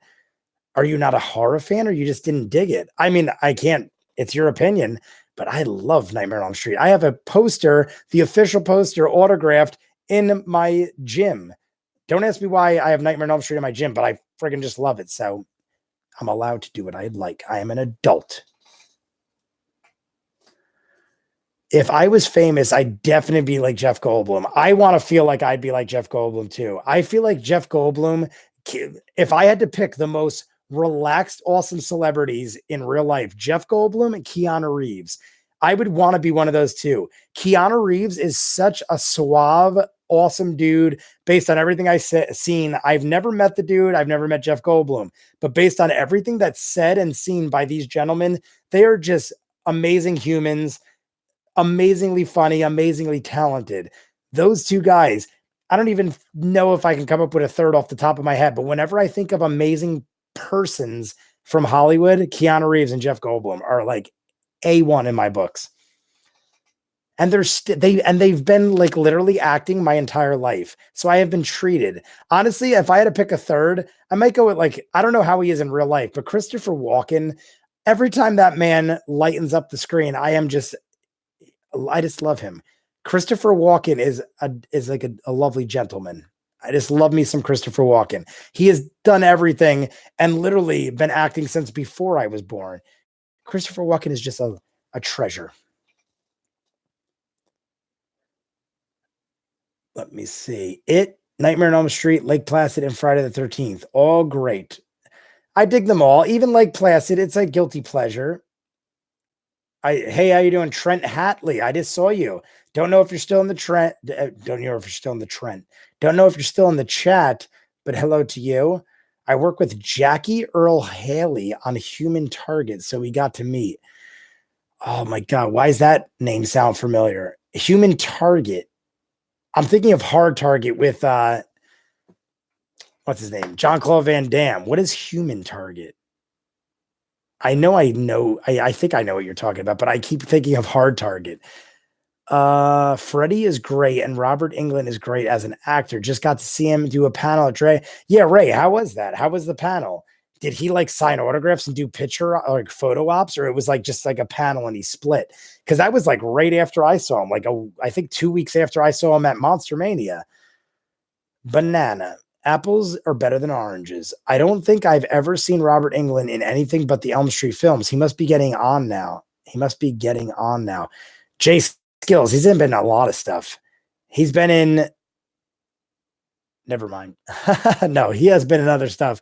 He mostly B-list horror stuff. He's not really known for anything else really famous, but mostly like he's been in a lot of B-list horror stuff. I just can't think of any off the top of my head, but I know I've seen him in many things, like little cameos. Wait, that's illegal. I don't know what that's referring to. Oh my God, how far does wait? That's illegal. Harry Anderson played adult Richie. Oh, that's right. Harry Anderson played adult Richie. John Ritter played Ben Hanscom. I apologize. John Ritter played adult Ben Hanscom. Okay. I do apologize. You are correct, sir. I met a YouTuber called Wet Movie One, and he has a fake beef going on with Cool Duder. They were hanging out at Starbucks, Universal plotting YouTube drama. I haven't heard of either of them. Wet Movie One or Cool Duder. I haven't heard of either of them. Oranges suck. I love oranges. How though? It's all about grapes. You guys going on your tangents. I've played poker as a job for about 2 years. All online, though. It's very stressful, that's for sure. You meet some great characters, but some damaged ones for sure. Jay Skills, I never got into the internet scene. I did it naturally because there was no internet scene when I did it. I did it right out of high school. I was a huge bookie, believe it or not, in high school. Started getting very into sports betting, started running a book. And then I started having poker games at my house. I was like 17, 18 years old. And I got so into poker that I literally stopped having games at my house, and we would literally carpool in vans to Atlantic City, groups of us. And we would stay there for like weeks at a time. We'd all start getting free rooms and comped meals and stuff. So we literally could survive by just playing poker. But I had to shuttle back all the time because I had to work with my father, who owned the construction company I now run. So basically, I was running myself ragged, running on like no sleep at all. And that's why I'm such a night owl now, because 5 years of my life, I basically ran on like 4 hours sleep every 2 or 3 days. So it was stressful as hell, and it was not the life you want to lead because you couldn't have girlfriends. I did have them, but they didn't end pretty because most of the girlfriends were like, "Are you frigging kidding me? I see you like 1 day a week and you're tired and hungover because all you do is drink and play poker." But it was good stories and good fun. I don't regret it, but it's a rough life. Peeling is a hassle, sucks, blah, blah, blah, grapes. Did you see that Terry Bogard is coming to Smash? I don't know what that is. You know what's better than Terry Bogard, though? I got a kiss on a cheek from Anthony Hopkins, if that means anything. I love Anthony Hopkins. Westworld, great in Westworld. Geese Howard, sustain I don't, you guys are on a weird tangent. I can't see anything but The Fly when I look at Jeff Goldblum. Of all the horror movies I've watched as a kid, that one still lives with me. Even now, I can barely watch his nails coming off. I know that is still creepy. I recently did receive The Fly too, and that whole, I don't remember which one is the one where the door goes and like joins part of him and like cuts him in half. Is that one or two? I'm like blanking. I actually, Jeff Goldblum, I don't think was in number two, so it had to be one. I always get those confused. I wasn't a huge fan, but it is gross and like very, very creepy. Best thing about Lake Placid was Betty White. I would have to agree. Betty White was great in that. Didn't she cameo in like another Lake Placid? I know they have a bunch of them, but I feel like Betty White cameoed in one. Christopher Walken, Jeff Goldblum, and Keanu Reeves as the new Three Amigos. Let's make it happen. If I had money, like stupid money, I would do stuff like that. I don't know why. Like, there's got to be rich, eccentric people out there that want to just like make remakes of movies. If I had like millions, like hundreds of millions of dollars, I would literally go around and round up like weird shit. Like, I'd be like, hey, like Coming to America 2. I never in my wildest dreams would have thought they'd make that. But, or Bill and Ted 3. But these are movies I would have spent, if I was a millionaire like that, I would have spent money making those. Bill and Ted 3 and Coming to America 2, I would have never imagined seeing in my lifetime. But I would make shit like that if I had the money to. Walt Lawson death and the Walt Lawson death. Which one was Walt Lawson? Sands as a mid costume was weird. Stephanie Burnett, I was talking to you. Best thing about Lake Placid. Or the Walt Lawson death as far as Lake Placid. Panel was very entertaining. He was telling stories about working with Henry Fonda and a bunch of stuff in the 70s before he did horror. Was that, Ray, the panel was after Henry Fonda died, I'm assuming, right? I'm pretty sure Henry Fonda had just died when you saw that, or like a week before. He made it a point to say that he respects horror, though. It's sustainable, or it's a Sundertale, also San Sundertale. What's your favorite kill in Lake Placid, Jay? Honestly, I remember it being guilty pleasure, but all I remember is Betty White feeding the giant thing at the end, and that she talked about her husband and stuff. I remember. I honestly, I don't remember a whole lot. I just specifically remember Betty White feeding the whatever you want to call it. What's it? A crocodile, alligator. I honestly don't remember specifics about that, though. You ask me other movies like that, I probably would know. But Lake Placid, probably saw it like 2 or 3 times, but not recently. Terry Bogard from Fatal Fury and King of Fighter. The Diver. Oh, The Diver was Walt. Oh, from Lake Placid. I'm trying to think of that. Honestly, I'd probably have to rewatch it. I'm not remembering the diver thing. Just fucking rage. Quit reading Sans Undertale. You guys in your little chat over here. Wait, there's a Coming to America 2. I thought Eddie Murphy had retired. Have you heard anything of his music, by the way? He has a bunch of songs on his YouTube channel. It's not bad listening. I honestly haven't heard it, but I've heard about it, and people have told me it's good. I haven't listened to it myself, but people have told me it's good and have told me about it. But yes, Coming to America 2. It is coming back with James Earl Jones reprising the role of his father. Arsenio Hall is back to... I can't remember, but his friend, what the heck was his name? Muzi? Oh, what was his name? Arsenio Hall's friend. It had like a weird name, but they're coming back. The fat guy that played the guy that introduces them when they're in, I almost said Wakanda. What the heck is that? The place they're at? Damn it. I'm forgetting all these. I'm brain farting. I know these. Anyway, they're all coming back. And Wesley Snipes, who wasn't in the first one, is coming back as the bodyguard. What the heck was it? It's going to bother me that I can't think of the name of the country they live in. It's something with an M. I feel like it's something with an M. Bernie Mac. I don't know what Bernie Mac is. I know who he is, but I don't know what you're talking about. I asked you about Terry because he's like 50 fighting games. Are you talking to me or the other guy? I don't know what Terry Bogard from. Oh, I know Terry Bogard. Terry Bogard from Fatal Fury. Yeah, I know. And Hagar. Wait, wasn't Hagar? Yeah, Hagar was the other guy. I know what you're talking about. Jay, if you made it, who would you kill off from the Losers Club if you had to pick? Based on this movie and nothing else, I would have probably killed. Now, this isn't because I dislike them. This isn't because I dislike them, but I would probably kill Stanley. I would have killed just because even in the first one, Stanley kind of just annoyed me. He was the weakest one of the group, as he there declares himself. So I would definitely have killed Stanley. But second, I probably would have killed Bill. I probably, not that I dislike this character, like I said, but it would have made sense to me to have Bill die, since like the whole thing is like he feels like he's responsible for Georgie. Then Dean, he feels like he's responsible for that. I almost feel like it would have made more sense for Bill to sacrifice himself than Eddie. Even though I totally dig it and I liked how they did it, I probably feel like I would have chose Bill over Eddie. I also loved Eddie, so like didn't want to see that happen.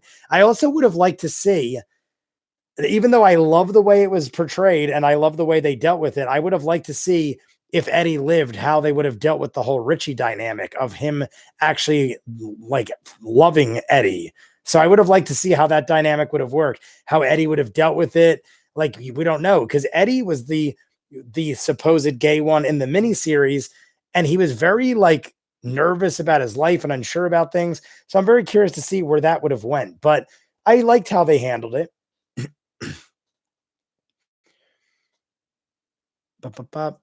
Was it Simi? Simi. What are we going back to here? I feel like that is. I'm trying to remember what Simi was, but Simi sounds familiar.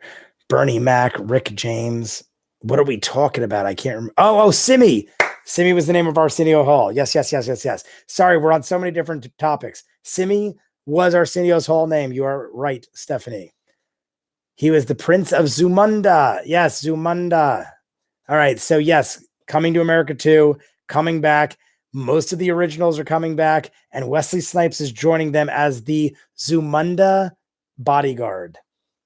That should be cool. Wesley Snipes is probably nearing 60 years old, but he's always stayed in phenomenal shape. He's like Arnold Schwarzenegger, Sylvester Stallone, like that class of guys where they're in their 70s and still jacked. So like Wesley Snipes is in that realm, I guess. At least the last I saw him. He was in Expendables 3, I want to say. And I've seen him in other things, like random, like straight to DVD stuff. And he still does a good job. Jay, I'm asking if you saw that Terry Bradshaw and DLC for. Oh, no, I didn't. Is that what you're saying? I said Terry Bradshaw. Terry Bogard is becoming in DLC for Smash Brothers. I didn't see that. King of Fighters and interesting. Did you say it's just him or is it other people? You were talking about so much craziness that I kind of brushed over some things. So I don't know if it's just Terry Bogard, but I do know who you're talking about. That is pretty cool. They're going to be talking about it at the arcade because I host the tournaments. I like Little Green Ghouls. I don't know what that is. I cried on Stan's death because of when he flashbacked and said, "I'm sorry, Billy." Yeah, I was emotional. I'll give you that. But I don't get emotional easily. And the fact that I knew it was coming, it really just like prepared me for it, I guess. Really easy for Wesley to stay in shape when he's in prison. He's been out of prison a while and the dude's still in shape. And I see a lot of fat dudes in prison. So it is a choice to stay in shape. But I will give you that. He does have less to worry about, or did have less to worry about. Sands is also in Smash. Isn't Haggard already in Smash? I feel like Haggard was from Fatal Fury. It's Terry, a song from Fatal Fury and King of Fighters stage. I also cried when Adam died. Adam. Who the hell is Adam? When Adam died, who the hell is Adam? Dean? I don't remember a guy named Adam from It too. Adam died. Oh, I am blind. It says Adrian. I am blind. Adrian Mellon. I am so sorry. I am literally not wearing my glasses because I can't find them. And I'm literally so tired that my vision's blurring. Adrian died. Yes, Adrian Mellon, the gay kid in the beginning. That was horrible. I've talked about this several times already. I'm not afraid to talk about it again, but I thought that was the most graphic type scene from the movie. They like beat the tar out of him. It was like very cringeworthy. And I have a strong stomach, but I could see a lot of people thinking that went way too far. But it's a horror movie. It's it. So I didn't hate on it. I actually said yesterday that I prefer they push the envelope on stuff like that. So I was completely fine with the whole scene. But yeah, the Adrian Mellon beating was definitely, there were scarier things, but that was like real. Like that literally made you cringe. Like that felt real. He doesn't know Undertale. By the way, how are there fat dudes in prison? Are they smuggling in pies now? I don't know. That's a good question. I've never been in prison, so I don't know how things work. But my guess is if you can get cigarettes and drugs, you can get pies. So they probably do that. That's probably a real thing. They probably smuggle in food because if your addiction is drugs and smokes, you get it. So pies it is. Happened is Haggard is a trophy, but isn't playable in Smash. From buying from the canteen, probably even prisoners get fed 3 times a day. Probably from all the cheap, low quality food and commissary. You'd think they do rations. Maybe that's what it is. Maybe Steph's right. Maybe you would gain a shitload of weight, but most prisoners do work out. So if you don't work out, eating that prison food, you will get fat or stay fat. I'm willing to bet if you're fat in prison, you were fat before. I don't think anyone goes to prison jacked and then becomes fat. Some people might. I'm sure there's a few randos here and there. But for the most part, you don't go into prison jacked and come out fat. You come and go to prison like skinny or fat and come back like jacked or in shape at least. I feel like the fatties that stay fat are like far and few between.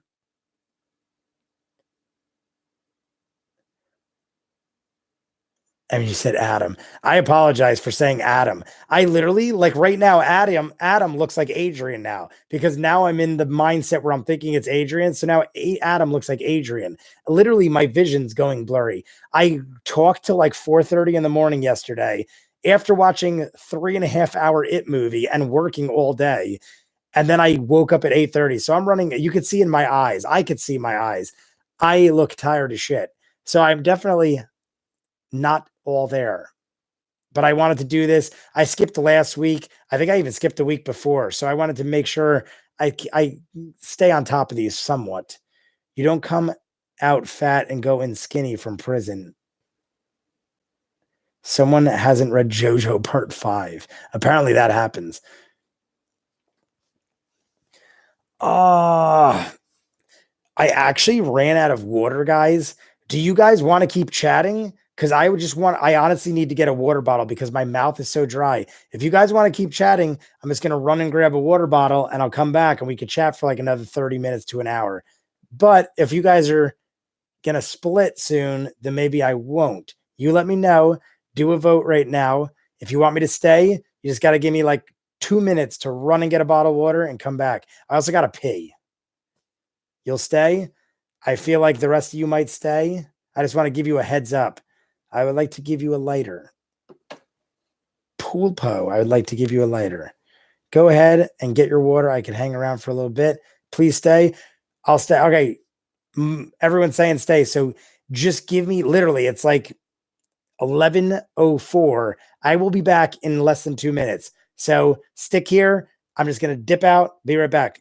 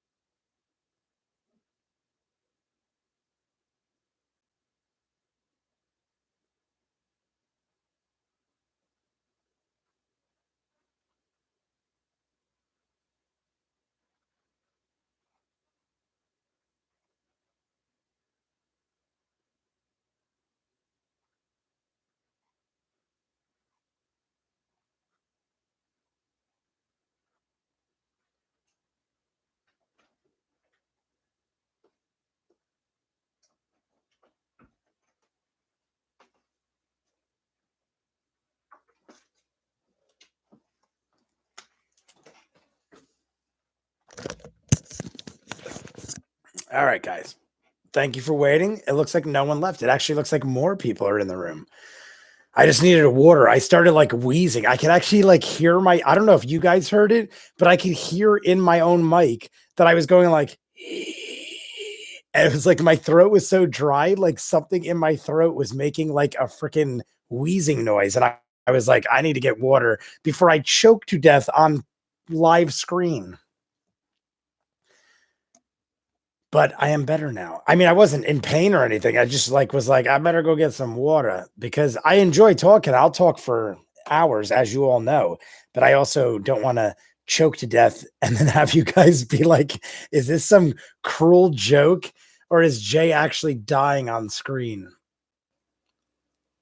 Holy crap. What is going on? Please stay. Okay. It's 8 here. I'll stay. What time is it here? 11. Oh, so you're on the West Coast. I always think that's interesting. We were trying to figure out what's the best time to stream, like the best time to live stream, me and my brother. And I was like, is there ever a good time? Because it's always a different time. Oops, sorry. I chugged an energy drink too. Sorry about that. As you can see, my eyes are open. I chugged an energy drink and now I'm going to be burpy, but at least my eyes are wide awake. I apologize. Anyway, I'm as real as it gets. Sorry, guys. But anywho, we were trying to figure out a perfect time to stream, but every hour is like different somewhere. Like he's saying, like right now, I'm ready to like go to sleep. He's like just finishing dinner. So I don't know. Is there a good time? I feel like I get a decent response most of the time.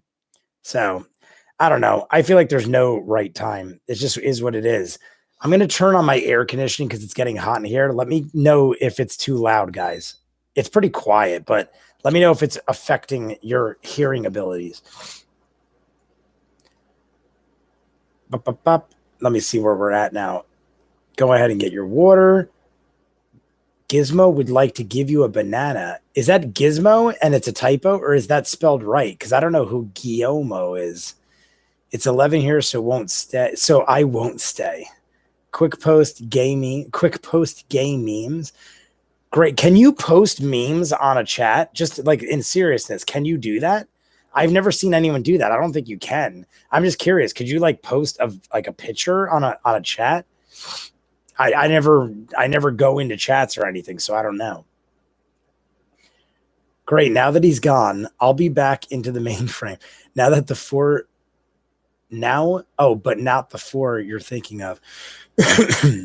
Oh God, I found weird, funny hentai. We were talking about a hentai the other day.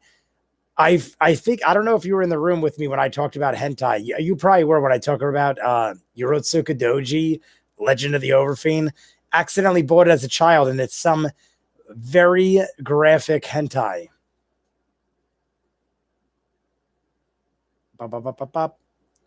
Where are we? I keep losing my pace.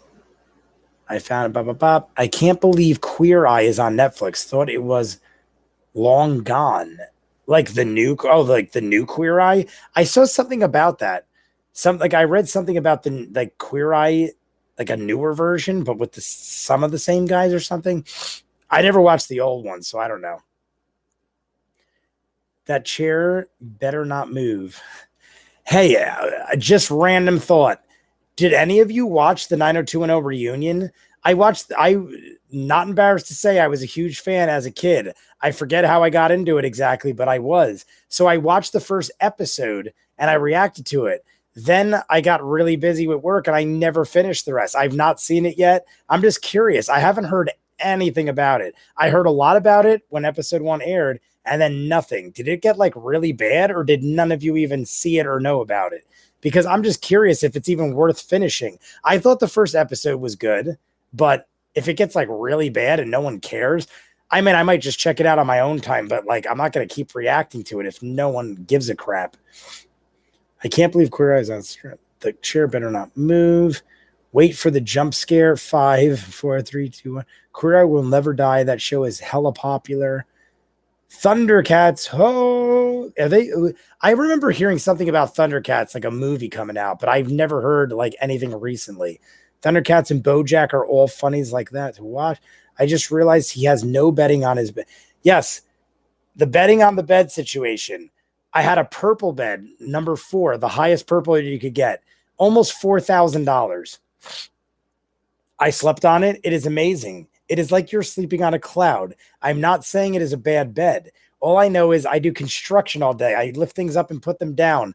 I have to be firm. So I literally was going to work so relaxed and loose that I thought I was going to pull a muscle. I'd literally like pick something up and I'd be like, blah, blah, blah. Like I'd wake up and I'd feel like jelly. Amazingly comfortable. And it felt great when you were like just had the day off. But going to work, I literally thought like, I'm going to injure myself. This bed is so comfortable. So if that is even a response to the purple bed, it is so good that it's bad. That's basically my opinion. But not for everybody. Like if you have an office job and you're just sitting around in a chair all day, I highly recommend it, because if you're sitting in a chair, it's a great bed. It probably gives you great back support and like fixes your body. But I don't sit in a chair all day. I lift really heavy shit. So going to work, having felt so loose and relaxed, I literally thought I was going to like get injured, and I cannot afford to get injured. I make good money, but if I get injured, that all like stops quickly. I mean, I could hire people to do what I do, but then like there goes the profit. So who wants that? So yes, no betting, because I said this yesterday. You're supposed to, I had it switched. I now have the purple bed 3. And yes, it is day and night compared to 4. This one is the perfect balance between soft and firm. I lay on it. It contours my spine perfectly. I kid you not. When I lay on it, maybe I'll do a video because it's comical somewhat, but also maybe scary. When I lay on that bed, it literally like adjusts my spine so well that when I lay flat on that bed, it literally goes like snap, snap, snap, snap, snap. Like my spine cracks like 30 times. And then I almost feel like so comfortable that I feel like I'm paralyzed. Like it literally like gives me a state of euphoria. Like you have no idea. It's ridiculous, but it's correcting my spine, and I will praise this bed. So the number 3 is great for laborers. If you do heavy lifting all day, I highly recommend the purple bed 3. If you are an office job person, go with the 4. I'm not getting paid by purple bed. I just love the fucking bed. But the reason there's nothing on it is because last night I said this. They said it takes 8 to 10 hours to fully blow up into its form, because it comes in like a ball and it expands. So they said, don't put any sheets, let it air out, let it do its thing. This happened last night, but then I went to it. I actually slept on the couch last night in my living room because I didn't want to disrupt its formation. I then went to work and did all this stuff today. So now I have no sheets on my bed still. I got to do that after I'm done with this. So I have no bedding yet because this is my new purple bed.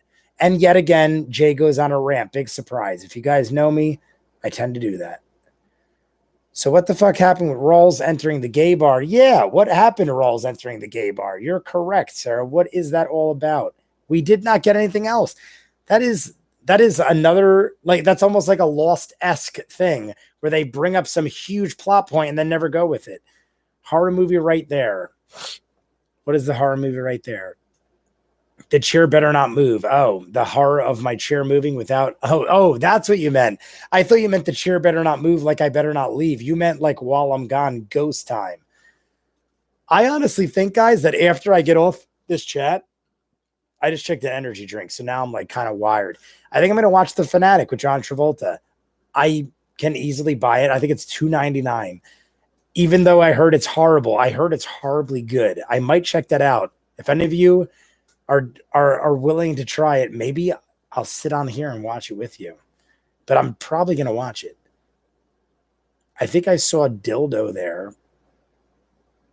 Where is a dildo? Did you see a dildo in my room? Because I do not possess those. Oh, wait. No, it's not. It's a flashlight. Is there a flashlight? Or are we talking about something else? Because I don't see a flashlight in my room.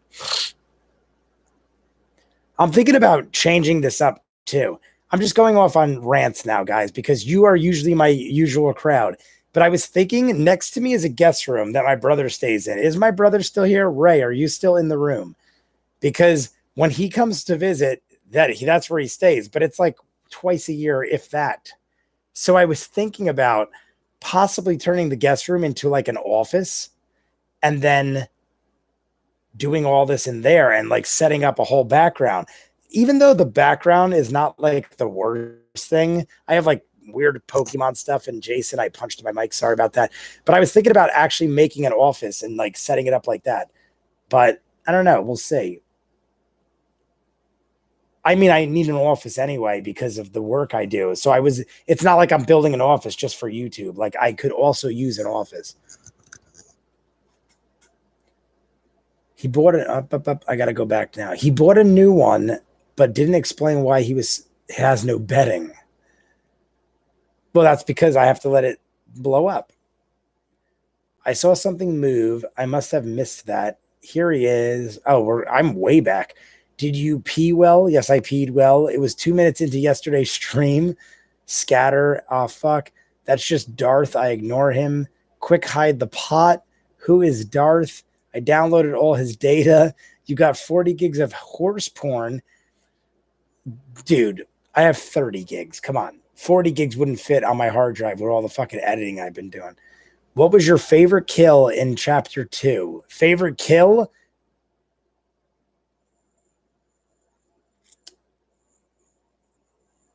I don't know about favorite kill. I will say, I'm just going to tell you that I'll go to favorite kill, but favorite scene was the old lady and Paul Bunyan. Even though I knew they were coming and I knew something was up, it's like it still shocked the shit out of you because the loud noises and flashing images. Those were awesome. Even though I see people giving shit to the CGI, I think the point was to make it look like googly-eyed and like weird. People are like, the old lady looked so weird. I think that was their intention. It looked like googly-eyed and weird like it. It wasn't supposed to look like a giant old lady. It was going for a different effect. At least that's what I got out of it. But death-wise, my favorite death. I mean, honestly, I don't know if you call it favorite, but I think the biggest impact was Adrian Mellon when he got the beating thrown over the bridge and then it takes the bite out of him. I don't know if you surpassed the impact of that. Even though Eddie's death was like very sad, I still feel like Adrian Mellon's was pretty crazy. I'm trying to think of like the other deaths. There was a bunch of deaths. The little girl broke my heart. Like the little girl that was, I think, Dean's sister with the birthmark on her cheek. That broke my heart because she actually was like a smart kid and almost beat its psychological like warfare. But then she like bought into like his crying and got her head bit off. That might have been the most heartbreaking. I don't know. I have a weak point for like small children, especially little girls. Like little girls are just, unless they're like little evil bitches. So sorry to call a little girl a bitch, but if they're little evil bitches, then I don't care. But this girl was like smart and cute and innocent. She like even mentioned how she was insecure about the birthmark. And then you have the clown bite her fucking head off.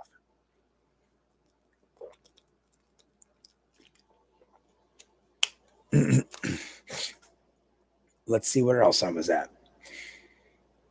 It's usually a bit late for me, but you don't live stream at all that often, so it's fine. Well, I appreciate you staying, Steph. I'm turning into Bill. I'm stuttering. You always mention the AC making noise, but I never hear it. All right, cool. It's been on running high. I must have like I bought it like a year or two ago, so it's more modern, but I have it on full blast and it literally cools my room. I have a master bedroom that's pretty big. It's like 20 by 15, maybe 20 by 20. It's fairly big. I forget the measurements, but it's fairly big. And it cools my room within like 5-10 minutes. But I let it run because I like cold. I dig the winter. If you guys didn't notice, I always wear sleeveless shirts. That isn't a fashion statement. I just run very hot. My body is always running hot. So I get sweaty and I dig the cold. I actually don't sweat too much, but I dig the cold. It could be like 30 degrees in here and I'd be in this and I'd feel very comfortable. So if you guys ever wonder why I have so many sleeveless shirts, it's because I am constantly working and working out and I just run hot. My body runs hot. Too loud. It's spelled, so that is the right spelling and pronounced Guillermo. What is that from? Guillermo. I'm thinking of Guillermo, or maybe that's how Guillermo. Maybe it's Guillermo. Guillermo is from the Jimmy Kimmel show. There's a guy named Guillermo. Maybe that's what it is. Hi, I'm back. What's the scariest scene you've seen in a movie? Scariest scene I've seen in a movie. I like that everyone's talking. I could run with these comments forever. What is the scariest movie I've seen in a movie? I've seen so many movies. Scariest scene, something that like really fucked me up. Honestly, I don't know if this counts as scary, but something that traumatized me is Tusk. Tusk, Kevin Smith wrote it, directed it. Tusk is just disturbing. Like, I don't know if you'd call it scariest, but it definitely made an impact on me. Like, the whole thought of a eccentric billionaire kidnapping you and slicing you up and making you into a walrus, like that was just like batshit crazy in my mind. So I definitely think I felt like I hear something. That's why I'm turning around, because I feel like I heard a loud noise. And Tusk freaks me out. So therefore I am now freaked out by it. But I'm going to assume I'm all right. If you guys see anything, jump through my door. The door's over there. If anything comes from this way and kills me, feel free to call 911. I live in New Jersey. But anyway, Tusk freaked the shit out of me. It's just very disturbing, the whole thing. But I don't know, like scary, like not a lot scares me. Paranormal Activity had like one of those, like was really creepy, but I can't remember explicit, like exact incidents. Not a lot scares me though. Like I grew up in Elizabeth and Newark, so like I dealt with real life situations my whole life that like trump any horror movie. So I grew up pretty tough. So I wouldn't say I get scared by much, but I would call disturbing things my like kryptonite. Like that shit, like Tusk disturbed the shit out of me. It's like one of those things like a Serbian film. A Serbian film is extremely disturbing. I would say I get more disturbed than scared.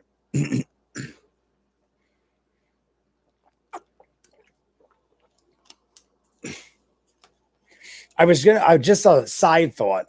I was trying to get a friend of mine. It's a girl that I used to date. I was trying to get her to react to The Haunting of Hill House. I thought it'd be interesting.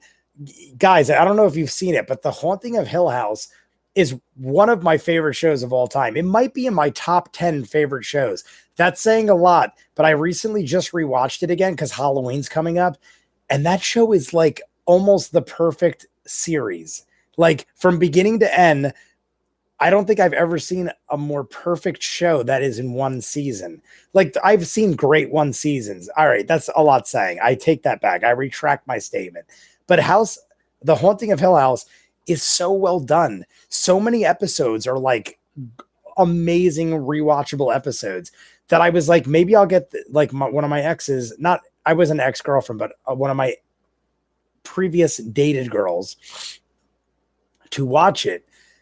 And it's possibly something that might happen, but I was wondering if you guys would be interested in that. Because if you're not interested in that, I'm not even going to push the matter. It's just something I'm throwing out there. I've already seen it in full many times, 2 or 3 times at least. But I was like, for the Halloween, like October's coming up, I was thinking about maybe doing that, and I'll watch alongside. And like, I know what's going on, but maybe you guys dig that. Just a side thought that I throw out there because I've been thinking about that. Now I'll go back to the comments because I'm probably way behind. So let's see. Whoa. What did I do? I keep doing that. Unless it just does that automatically. Holy crap, we have a lot. Well, considering one of them died, I'd imagine it's not all the same person. I don't know what that was about. I'm going to run through these. Sorry if I skip some things. Never even seen 90210. I've seen Drake and Josh. What is Drake and Josh? I've never heard of that. Thundercats has a remake going on. It's no bueno. Okay. You've already seen it? Thundercats remake? Changeling, the original, has a scene where the camera quickly goes upstairs and it's creepy as hell. Which one is Changeling, Stargazer? I feel like I've seen it and I know what you're talking about, but refresh me on that one. Changeling. I feel like someone famous directed it. It's like, I feel like it's a directorial debut of somebody, but I'm not sure about that. Drake and Josh is my favorite anime. Oh, okay. What was your favorite kill in chapter 2? Did I already answer that? Favorite kill? I feel like I already answered that. Mine is Corey in the house. Corey in the house. I don't know which one you're talking about. Corey in the house. I don't think you're even talking about. Aren't we forgetting the greatest anime of all times, iCarly? iCarly was iCarly an anime? I remember iCarly being like a show about a girl. iCarly is still in Italy to this day. Fun fact, accidental creepy shot is in American Pie when that fun fact, accidental creepy shot is in American Pie when that film inside the closet. A child's face can be seen next to an actor. The editors had to edit it out, but it's out of on YouTube somewhere. Apologize for coughing in the mic. Stargazer, you might have said it lower down, but are you saying that they think it was a ghost or there was like accidentally a child in the background? I strongly believe in ghosts. I don't know what you guys feel on the matter, but I strongly believe in ghosts. I feel I've seen them on many occasions. I grew up as a child. My mother said I constantly would like look at things and like think I saw things. And I still remember those incidents.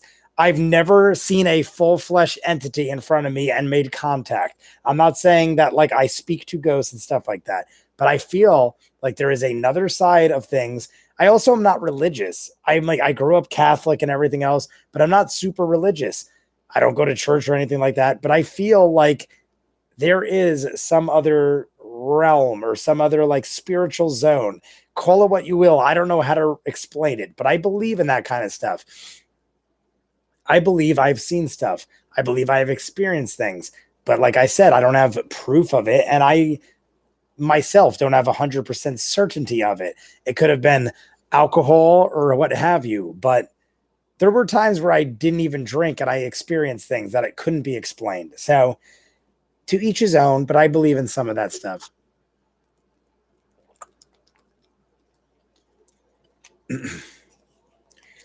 So let's go back in. I don't know how far down this chat goes, but I'm digging all the questions. Top one favorite anime opening. I can't really comment on that because I don't really have much to go on. Friends, obviously. Stargazer, are you sure somebody just didn't add it in?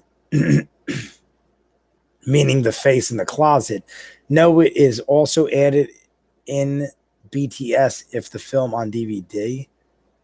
Also added in BTS. I don't know what that is. What was your favorite kill in chapter 2, Jay? Do you keep did I already maybe you keep asking because I answered too late, but I already answered. My favorite kill was the little if I had to go based on visuals, Dean. I love the image of Pennywise behind the mirrored glass when he was freaking out and bashing his head in. The whole like trauma of knowing that he is probably going to kill this kid. Like James McAvoy was right there, but James McAvoy knew he's not beating it. They're both like behind glass. Who's going to win? You got like James McAvoy, who's a regular dude, or you got an entity that could basically do whatever it wants. It's toying with him. It could have turned into like a hammer and bashed the glass. That's what I'm not sure of, though. People were talking about this. Like, what is the limits to its powers? Why, like when they were talking at the end, like all we got to do is like believe it's smaller and get it to like a confined space. Like, why didn't it just like turn into something that can immediately annihilate them? It's almost like it always gives them a chance, but I don't know if that's intentional or not. Sometimes people like to be on the same playing field as their opponent. Sometimes people like to be like on an equal field. So maybe he just wanted to play fair because at the end, when he's the little pancake man, he literally was like, you really grew up. It's almost like he gave him like a high five to the situation. So maybe he wanted to just battle it out and like he was tired of it. I mean, he's lived 1 billion years. Maybe after 1 billion years, you're like almost like, I'm fucking tired. Just fucking do me in. I don't know. I wouldn't want to live 1 billion years. It's fucking crazy. Imagine 1 billion years. I've been living 37 years. I'm fucking tired. Let's see. J Skills, no. I also blah, blah, blah. What is your favorite? How about you watch the greatest John Travolta movie of all time? Gotti. I've seen it, Seedless. I've seen Gotti. I honestly didn't hate it as much. Well, I probably didn't hate it as much because it's like a guilty pleasure, like a horribly bad movie or horribly good movie, I should say. Gotti has great entertainment value, but for all the wrong reasons. But you are right on that page. I have seen Gotti though. I feel like I skipped a comment. What is your favorite? In regards to what happens with Rawls in the gay bar, nothing ever. I figured so much. They don't have a whole lot of time, so I figured that was like a moot point. Weird way to spell face off. I don't know what that means, but I know the movie with Nicolas Cage. Still here. Ray's still here. Grease. Someone. Grease 2. What is Grease? So what's your favorite kill in chapter? Are we talking about the movies? Grease and Grease 2? If Grease 2 was all that good, why isn't there a Grease 2? Grease 2 wasn't all that good. It's like a horribly cheesy sequel. You mean Hairspray? Yeah. With John Travolta? Yes. And this whole stream, we haven't even talked about Jojo Rabbit. Is it about a rabbit with stando power? If she's so smart, how come she's dead? Who's so smart? We're going on so many tangents. I'm trying to run through it. His stand-in is Hitler. It's called 99 Red Balloons. The rabbit stand is Taika Waititi cosplaying as Hitler. Yeah, Jojo, that's Jojo Rabbit. How far down are we? Maybe I should start jumping ahead. I'm going to start reading through these so I catch up. What's your favorite line from any movie, TV show? For me, it's probably De Niro and to Ben Stiller in Meet the Fockers. They say, geniuses pick green, but you don't pick it, referring to his higher car? I don't know what that means. I understand what you're saying, though, J Skills. What's your favorite line in a movie? Honestly, I am not kidding you. I didn't have to think about this. My favorite line with regards to The Usual Suspects, where he's like the greatest, whatever is it? The greatest move the Dever ever pulled was proving the world he didn't exist. That is always one of my favorites, but that's too like on the nose. I would honestly say one of my favorite lines of all time is when Kevin Costner comes out of the building and the news journalist comes up to him in The Untouchables and he literally says, "You got any remarks on the situation?" And Kevin Costner says, "I think I'm going to go have a drink," because prohibition has been like abolished. That is one of my favorite scenes and lines in cinema history, is when the journalist comes up to him and says, "Prohibition is going to be abolished. What do you think?" And Kevin Costner's like, "What do I think? I'm going to go have a drink." Because so much shit went down in that movie to stop alcohol from being like legalized. And in the end, it ends up being legalized anyway. And what does he say? He's like, "I'm going to go fucking drink." And even in the movie, the little dude, I can't remember the actor's name, but the bald little dude who I love, who was the accountant in the situation, but they gave him a gun anyway. He literally, in the scene where they raid the bridge with Sean Connery, drinks the whiskey barrels that are coming off the trucks because they all want to drink. Everyone wants to drink. The point is, it's not legal. So Kevin Costner is stern and sticks to the law. So I don't know. Something about that scene always got me. And I love The Untouchables. Untouchables might be on my top 10 films of all time. How do you hate a film? Kevin Costner, Robert De Niro, Anthony Garcia. I think I said Anthony Garcia, but I meant Andy Garcia, Sean Connery. So many people. Like, I'm probably missing a few, but I love everything about that. Untouchables. The music, I think it's one of the greatest soundtracks in movie. Like, I just love it. I will listen to the Untouchable soundtrack sometimes just while I'm editing videos. Went on a rant.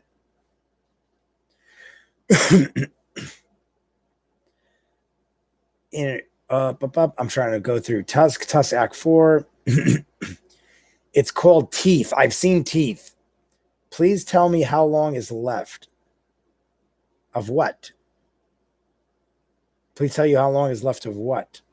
My talking? Because I'll go forever. Tusk Act 4 is just Johnny's teeth spinning around shooting people. Tusk Act 4 is just Johnny's teeth? What are you talking about? Could go on for multiple more hours. Couldn't find Serbian film because the dialogue couldn't finish Serbian film because the dialogue is shitty and acting is terrible. Yes, it is. It's basically for shock factor, in my opinion. Or counterpoint, instead of Haunting of Hill House, you watch Scary Godmother. I don't know what that is. Gotta go pass out. Peace. Ray, take care. You already left a while ago, probably. Drake and Josh is a sitcom by Nickelodeon, really good. Maybe I did hear of that. That sounds more familiar now. He's taking these memes too seriously. What is your top 5 horror movies, Jay? I just want to see how, okay, I'm getting close to the end, so I'll answer some of these. What is your top 5 horror movies? I would say, oh my God, that's so hard to do on the fly. It's like I've seen so many good ones that I watch a lot. I mean, are we talking, you gotta define whether you mean ones I just like for rewatchability because it's a guilty pleasure, or ones I think are masterpieces, because it's a big difference in my opinion. If you're talking like what I'd want to watch, if you said I could watch one film and that's it, there's a big difference between what I think is like a horror masterpiece. Recently though, I'm trying, like, if I had to pick recent ones, I would say The Babadook in recent memory was one of the scariest ones I've seen. I mean, I don't get scared easy. I'm saying if I had to pick one, I thought The Babadook was like very scary, but it's very hard to pick like a top 5 horror on the fly. I probably should do a video like that. I'm trying to think of ones that have really freaked me out recently, but it's like not very often. Have you heard, wait, what is this? Have you seen Lake Mungo? No, I've never even heard of Lake Mungo. Have you heard Brad Pitt is rumored to have signed into play the headmaster in Matilda remake? Not for me, but could be a watch. Did not hear that. I didn't even know they were making a remake of Matilda. Are you going to do another live stream tomorrow? I hope you do. I only usually do them on Fridays. Tomorrow, I'm honestly going to probably try to finish The Wire. So I probably won't, but I do them. I typically try to do them every Friday. If you could star in a film by a famous director, which director would it be? Probably Nolan or Quentin Tarantino. They're totally different guys, but Nolan makes epic masterpieces and Quentin Tarantino makes like cult classics, in my opinion. I love both of them, Nolan and Tarantino, but I also love like Spielberg, stuff like that. Like I grew up on Spielberg, but I feel like I enjoy those movies more, but wouldn't necessarily want to be in them. Where I love Quentin, I could see myself infused into those type of Quentin Tarantino type movies, stuff like that. Live streamers are usually on today. I guess that's like a good day to do it, you're saying? Whoop, what did I do? I went down too far again. Oh no, maybe I didn't. I went to, where did it go? Live streamers are usually on today. Why did that comment look like it went away? I mean Friday. Oh, maybe I did one. Oh, okay. I mean Friday. What are your top 5 horror movies? I already read that. Which I questioned that yesterday. He didn't answer it. My top 5 horror movies. Is that what you're saying? I'll think about it if you guys want. I love The Thing. The Thing is definitely up there. But ask 5 more times anyway. I'm trying to run through them. I think you're asking the top 5 horror movies. The Thing's up there. I honestly would, it depends if it's guilty pleasures or like masterpieces. I think I'm taking my sorry ass to bed. Night, Jay, everybody. Steph, sorry I didn't say goodbye. Good night if I missed you. Gotti is fucking trash. It was ironic. That's what I said. I didn't think it was the worst, but I'd never watch it again. What are your top 5 horror movies? Why would he humanize John Gotti? Why would he humanize John Gotti? Why would he say something so brave yet so controversial? Probably because he's a Scientologist. Make a music review channel. That's what they all say. You don't have to do this.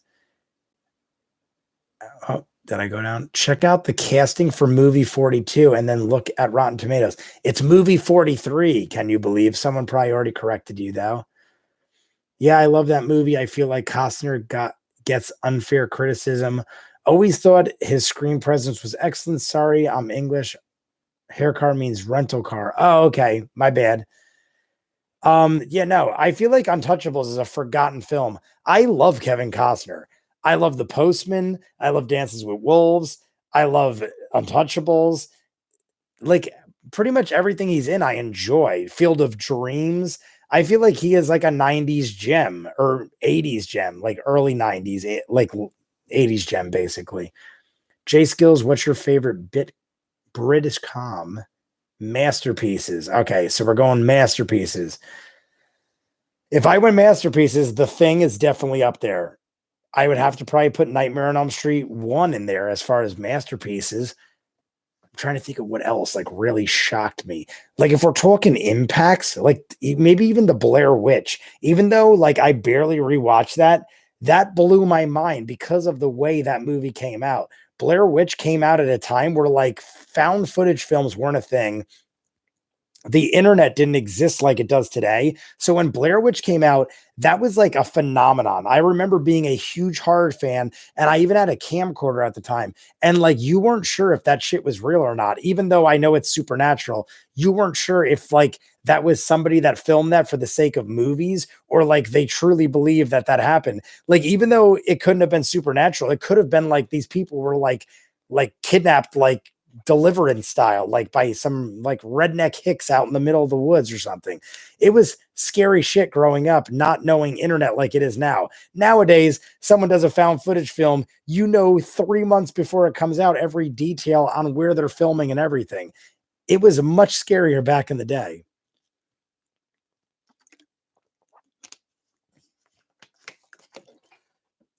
But those are a couple. I could probably think of more, but it's hard to be on the spot and name five. When you've seen tens of thousands of movies, it's hard to think. I don't want to be held to a certain movie or something.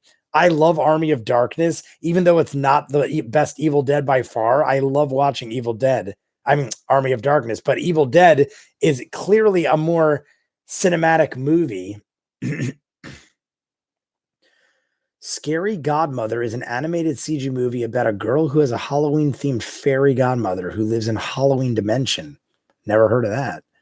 Interesting. Probably Alan Partridge, or did you mean movie? Not just recently, British sitcom. I love British sitcoms. Partridge, or maybe the first two seasons of The Royal Family. I don't know about any of that stuff.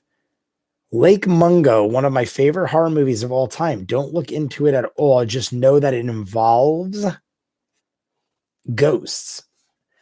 Is it really truly worth watching though? Can you believe? Because even though I enjoy your company and your talk, sometimes I don't know if you're telling the truth or not. I will literally go look for it right after this and watch it. If you're saying it is praised that high in your caliber. Father Ted, the It Crowd. Oh, wait, the It Crowd, Spaced, Blackadder, Faulty Towers. I'm guessing that's your favorite British comms. Yeah, they're classics for sure. Never seen Father Ted though. I'm not big with British stuff. Like nothing against it. I just don't know about it. So no offense, but I don't know a whole lot about it. It's on YouTube. Have you seen Halloween 2018? If you have, what are your characters you hate? I saw Halloween 2018 and I thought it was okay, but honestly, I thought if they're going to come back, put it this way. I'm hoping the Terminator Dark Fate is much better because they're doing the same thing. Terminator Dark Fate is like basically taking out every sequel beyond T2 and making a trilogy. Halloween discounted everything after part one and is probably going to make a trilogy. I'm pretty sure they already confirmed a third one. So they're doing the exact same thing as Terminator is doing now. But I wasn't like I didn't think it was bad, but I thought it was like unnecessary and it wasn't that great. I honestly can't even believe they're making a third one if they really are. But I didn't hate on it. I just thought it was like something we don't need. On top of that, I've never been a fan of Halloween. I've watched them all many a time. I watched them during Halloween, but like it's my least favorite franchise. It would probably go Friday the 13th, Nightmare on Elm Street. I even enjoy Child's Play more than Halloween. I dig the whole Chucky thing. Halloween is like one of my least favorite major horror franchises. Halloween might not even be in my top 10. I even enjoy things like Puppet Master and Critters and stuff like that over Halloween, believe it or not.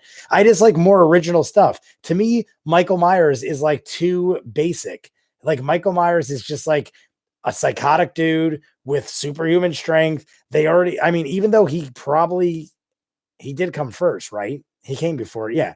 Michael Myers came way before Jason. So even though he came first, it's like Jason is like Michael Myers in my mind, but like exaggerated. And his movies in my mind are more entertaining. Even though Michael Myers is more realistic and everything, and there's more like, I guess, realism to it. Like, I'm not into it. I don't know. I'm just being.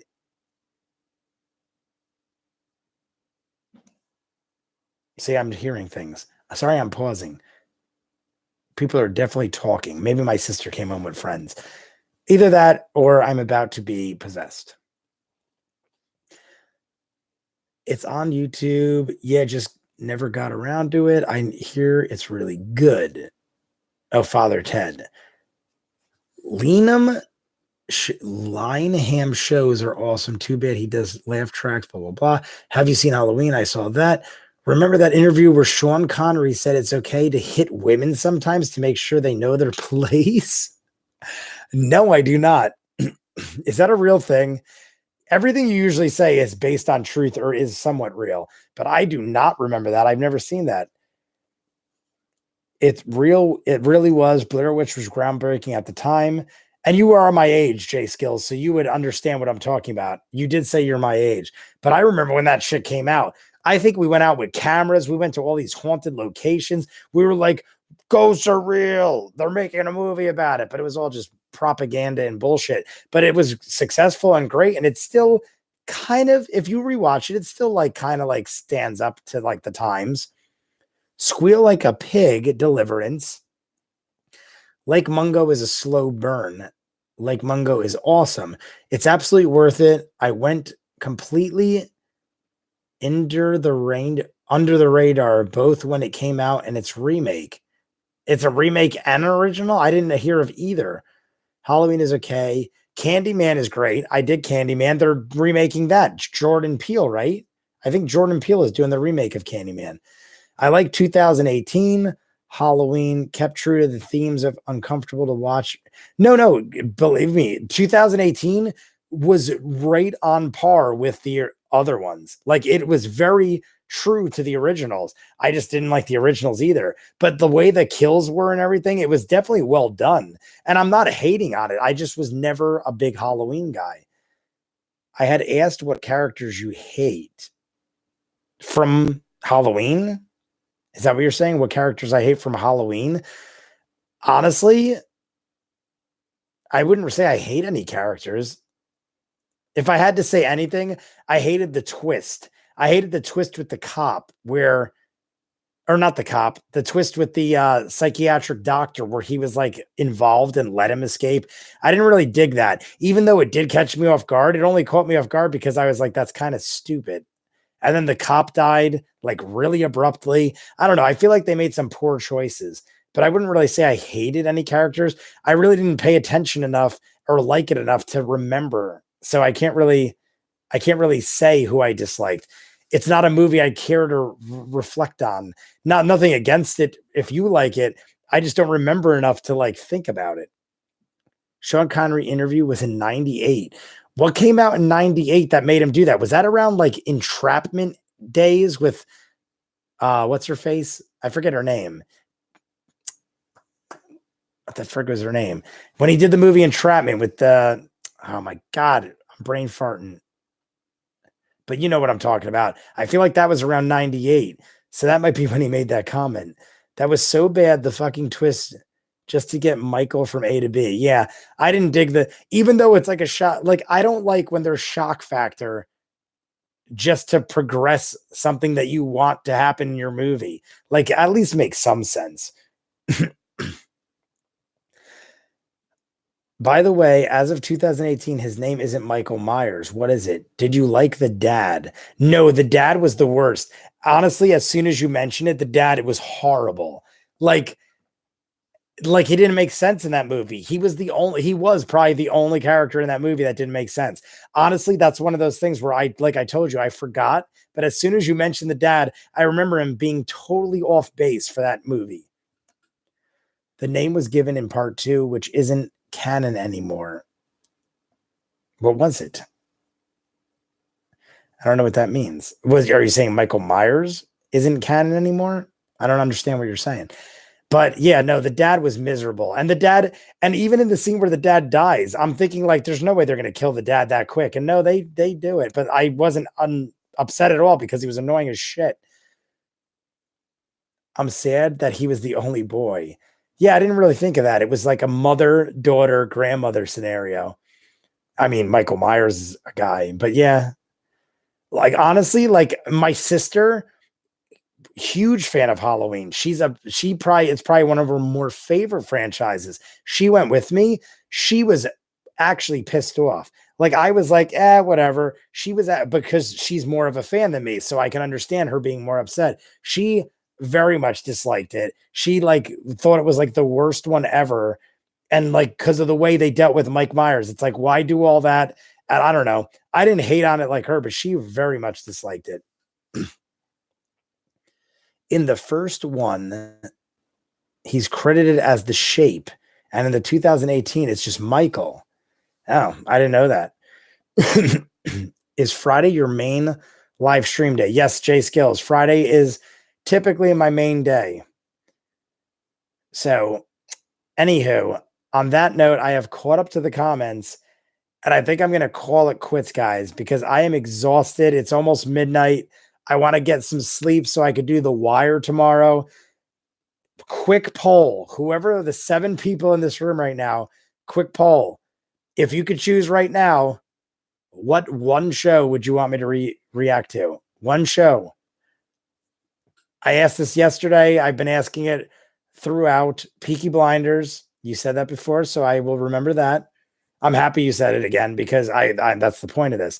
But I'm just curious to see the people that actually see. Here's the thing: the people that actually watch my live streams and interact with me, I give priority to because I like to interact with people. So I'm going to give priority to the shows that people that interact with me want to see. So even if it's like way outnumbered in polls, I might give precedent to you guys just based on the fact that you talk. Teen Titans Go. Isn't that an anime? Teen Titans Go? Because I don't really want to do animation. I'm not a big animation guy, but just out of curiosity, it's still if that's still what you want, that's all good. You give me your opinion.